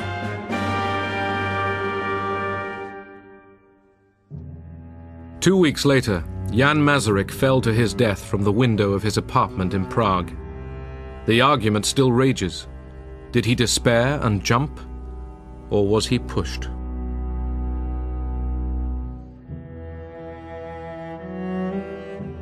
Masaryk was the son of Thomas Masaryk, the founder of the Czech state. His funeral symbolized the end of a free Czechoslovakia. After the death of the minister, and there were really tens of thousands of people who were coming to say farewell to the minister, the last farewell. They were crying and flowers and so on and so on. But the general persuasion was that there was really the end. We felt it like that, unfortunately. The communist takeover in Prague shocked Washington. There, the case for martial aid was still being argued before a partly isolationist Congress. The Soviet Union and its agents have destroyed the independence and democratic character of a whole series of nations in Eastern and Central Europe. It is this ruthless course of action and the clear design to extend it to the remaining free nations of Europe that have brought about the critical situation in Europe today. It was touch and go when both houses of Congress were finally considering the legislation. Then the Czech coup occurred, and that was the final straw, because even the isolationists, or most of them, could see that the Russians were advancing westward with the takeover in Czechoslovakia and so on. So it helped very importantly to pass the legislation. On April 3, 1948, Congress approved $5 billion of martial aid. The Marshall Plan was born from the need to feed the hungry and to prevent communism spreading over Europe.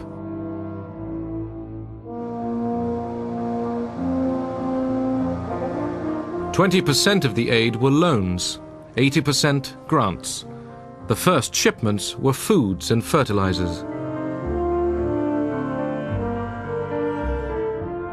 Next, machines to improve agricultural efficiency.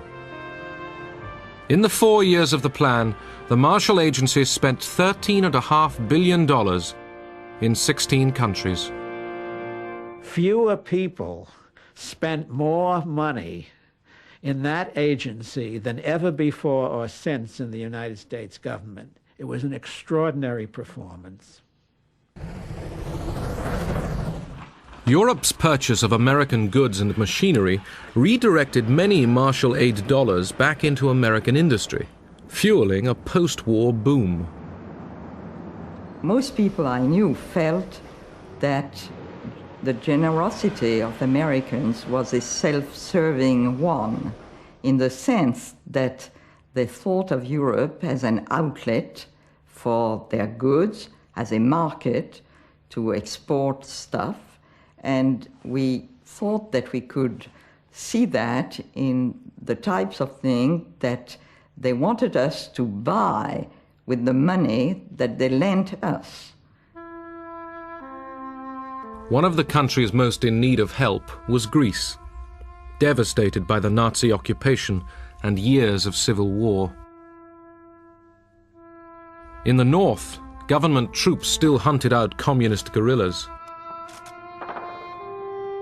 Greece, of course, emerged from the war in a terrible state. Probably 2,000 of the nation's villages had been razed and burnt to the ground by the reprisal raids of the Nazis.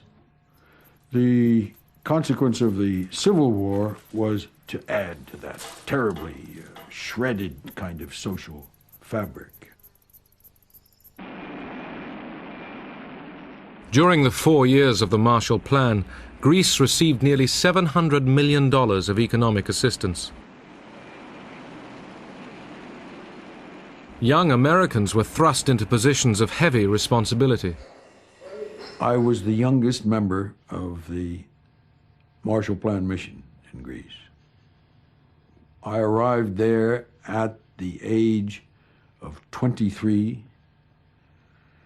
And to my astonishment, a year later, at age 24, there I was in charge of the Greek import program.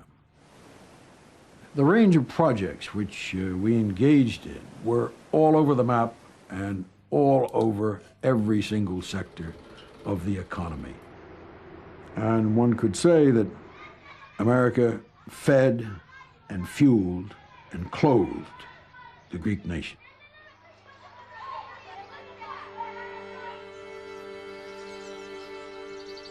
In the hill villages of northern Greece emerging from civil war, the Marshall planners came up with a scheme to meet a local need. During the war and during the Civil War, one of the major elements destroyed was the farm draft animal.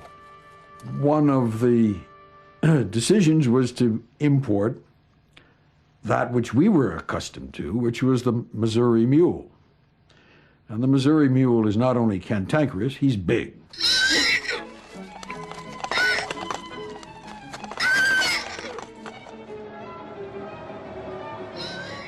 American mules arrived in Greece after a long sea voyage.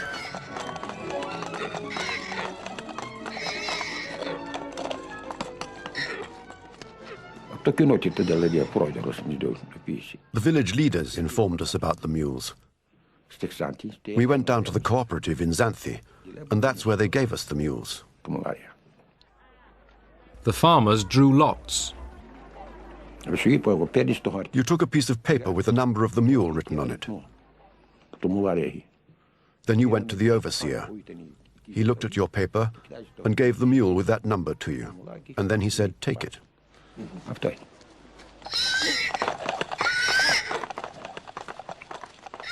The only problem was that the American mules were very much larger than the animals local farmers were used to.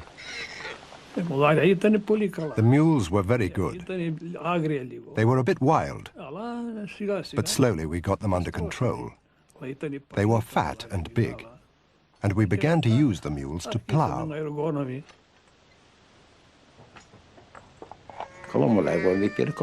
They were very good. They gave me a superb mule, and we started to plow.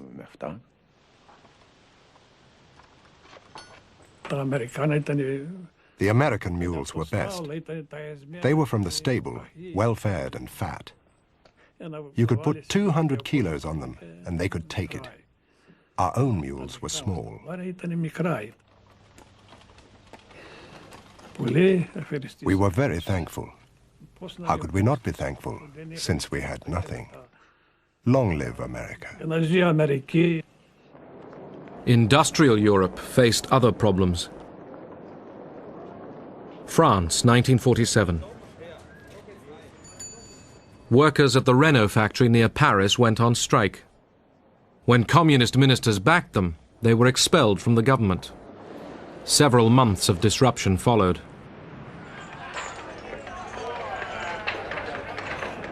Strikes spread. In the fall, 3 million workers took to the streets. We had a lot of sympathy for the strikers because we felt that they were poorly paid, and we felt that the government wouldn't do anything for them unless they put pressure on the government. Ministers feared civil war. The United States made it clear to Paris that there would be no Marshall aid to French industry until the government had the communist threat under control. Acts of sabotage culminated in the derailing of an express train, causing 20 deaths. The strikers lost popular support. The disruption ended. The French Fourth Republic would now receive Marshall aid, $2.7 billion of it. Yugoslavia had gone communist at the end of the war, without help from Moscow. The Yugoslav leader, Tito, became an ally of Stalin. But it was an uneasy alliance.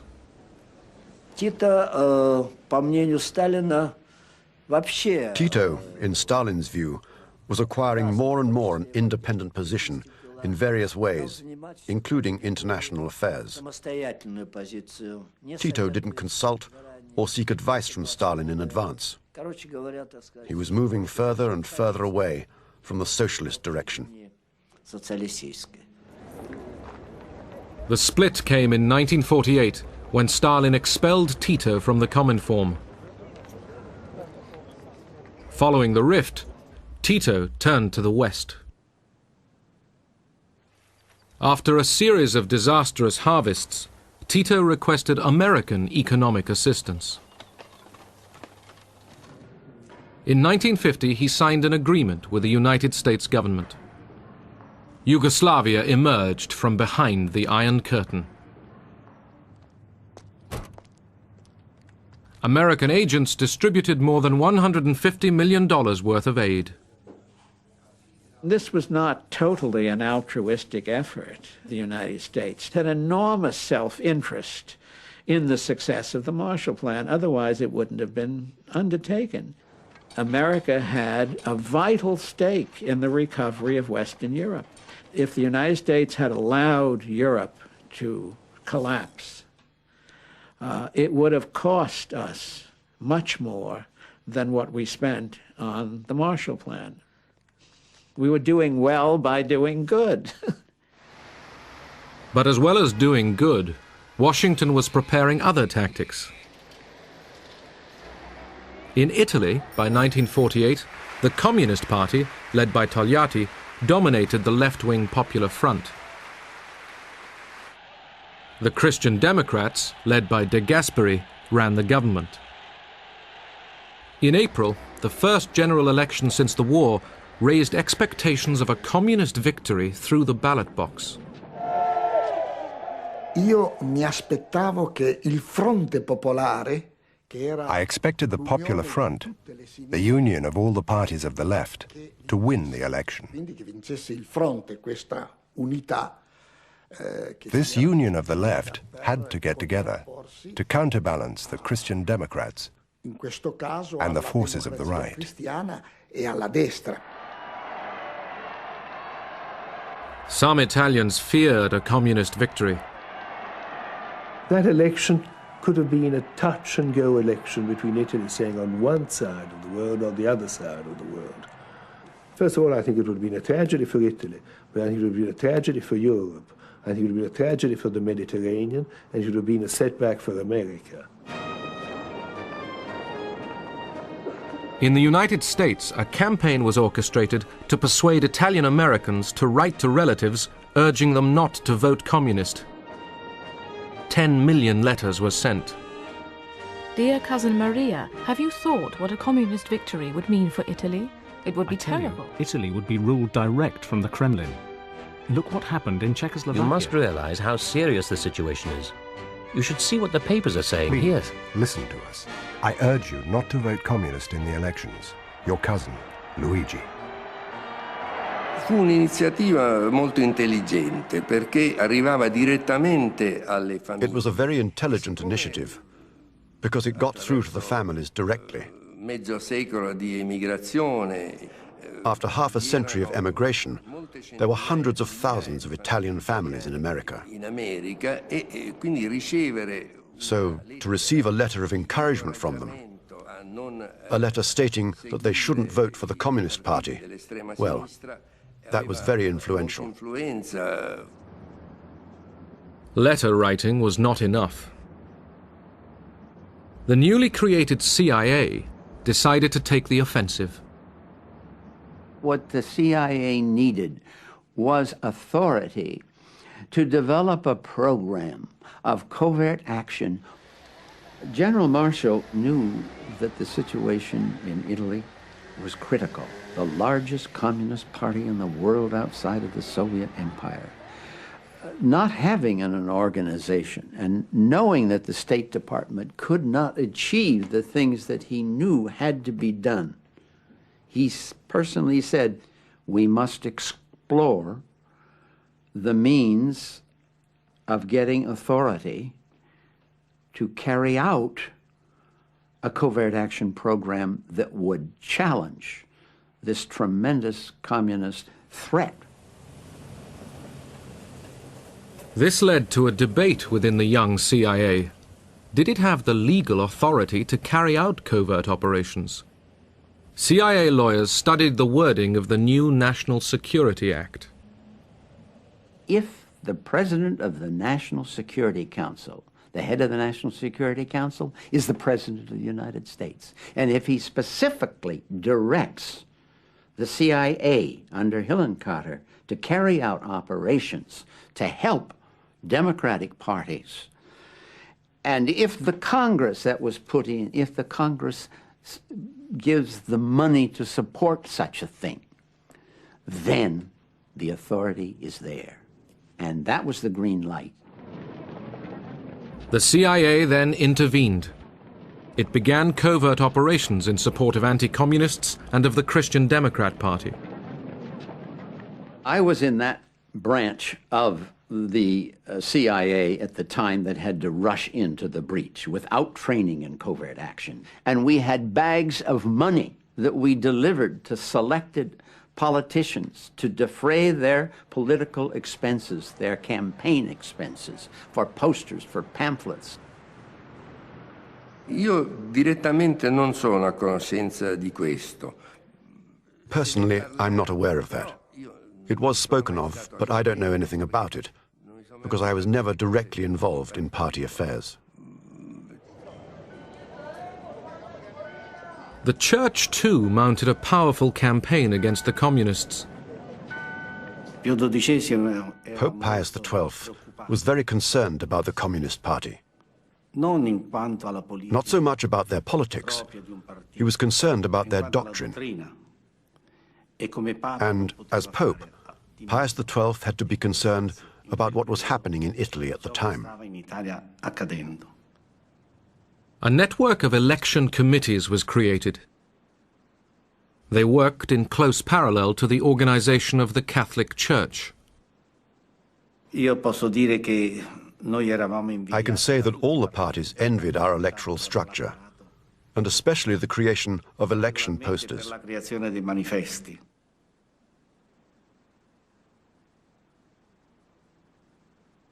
In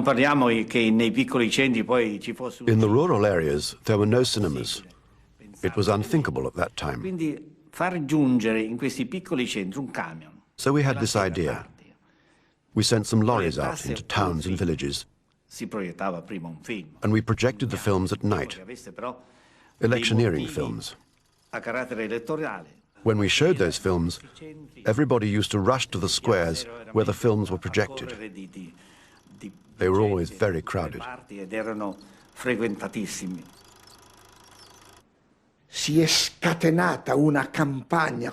They unleashed this tremendous campaign against the left, against the communists, against the socialists, and they told the most terrible lies about them.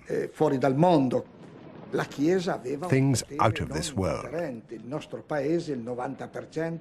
The Church had a great influence over the people because 90% of them were Catholics and members of the Church.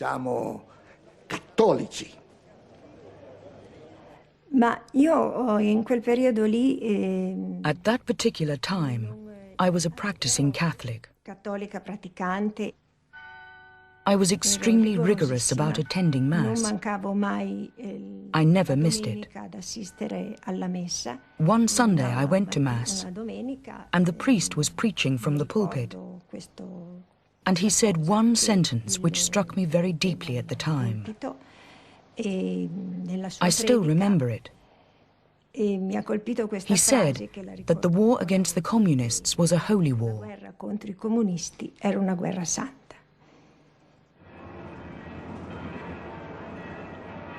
Pope Pius XII and the Catholic Church had supported the fascists throughout their decades of rule.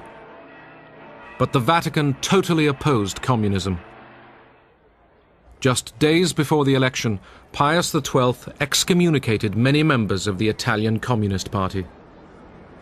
When I heard about it, I was terribly upset. To To begin with, there was the fact that at the time I was engaged to my fiancé. We were getting married the next year, and this meant we couldn't get married in church. Il Papa Pacelli, Pio XII, Pope Pius XII excommunicated us. ufficialmente come pontefice, Communists and the friends of communists. gli amici dei comunisti. Not being able to marry in church meant I couldn't wear a white dress and have all the flowers, have the music playing. My uncle, who had been like a father to me when I was a child, couldn't even take me to the altar. Not to mention that as a Catholic, I very much believed that my marriage had to be blessed by the priest, who represented Christ on earth. And this was what I believed in. Ma lei sa che in un discorso più dodicesimo... You know that Pius XII, in one of his speeches, said you were either for Christ or against Christ. Il Partito Comunista era contro Cristo. And the Communist Party was against Christ. They were clearly atheists. So, it was a duty of the Pope and of the Church to protect their people. So there was no other protection on the part of the Church but to organize all the Christian movements to oppose the Communist Party.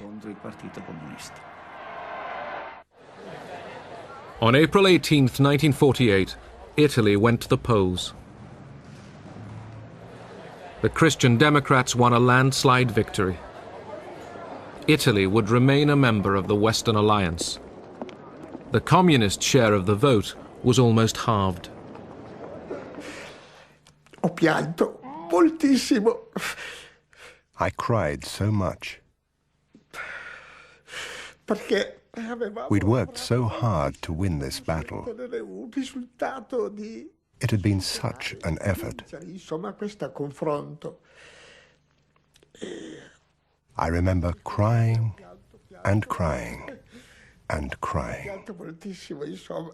La vittoria fu superiore a quello che... The victory was even greater than we had expected. It was the only time when we, on our own as Christian Democrats, had an absolute majority in Parliament. Parlamento. The CIA, too, drew its conclusions from the election victory. Well, it was very gratifying. We didn't know at that time that we had carried out the first political action, covert political action program in the history of American intelligence that would be followed by many, many, many more. Now that Italy had elected to stay in the Western Bloc, the United States released a flood of Marshall aid. In Turin, the Fiat Motor Company received giant new assembly line machines from Detroit and Pittsburgh. Fiat was re-equipped with some of the most sophisticated machinery in Europe.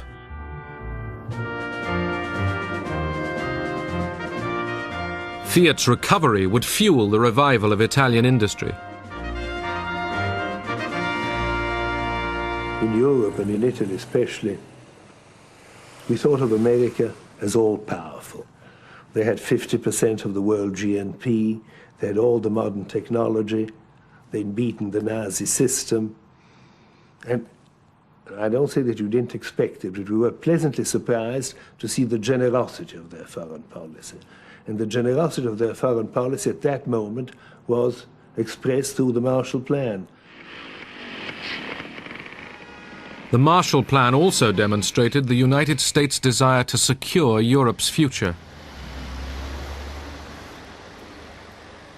The message was, modernize your economies, and you too can be like us.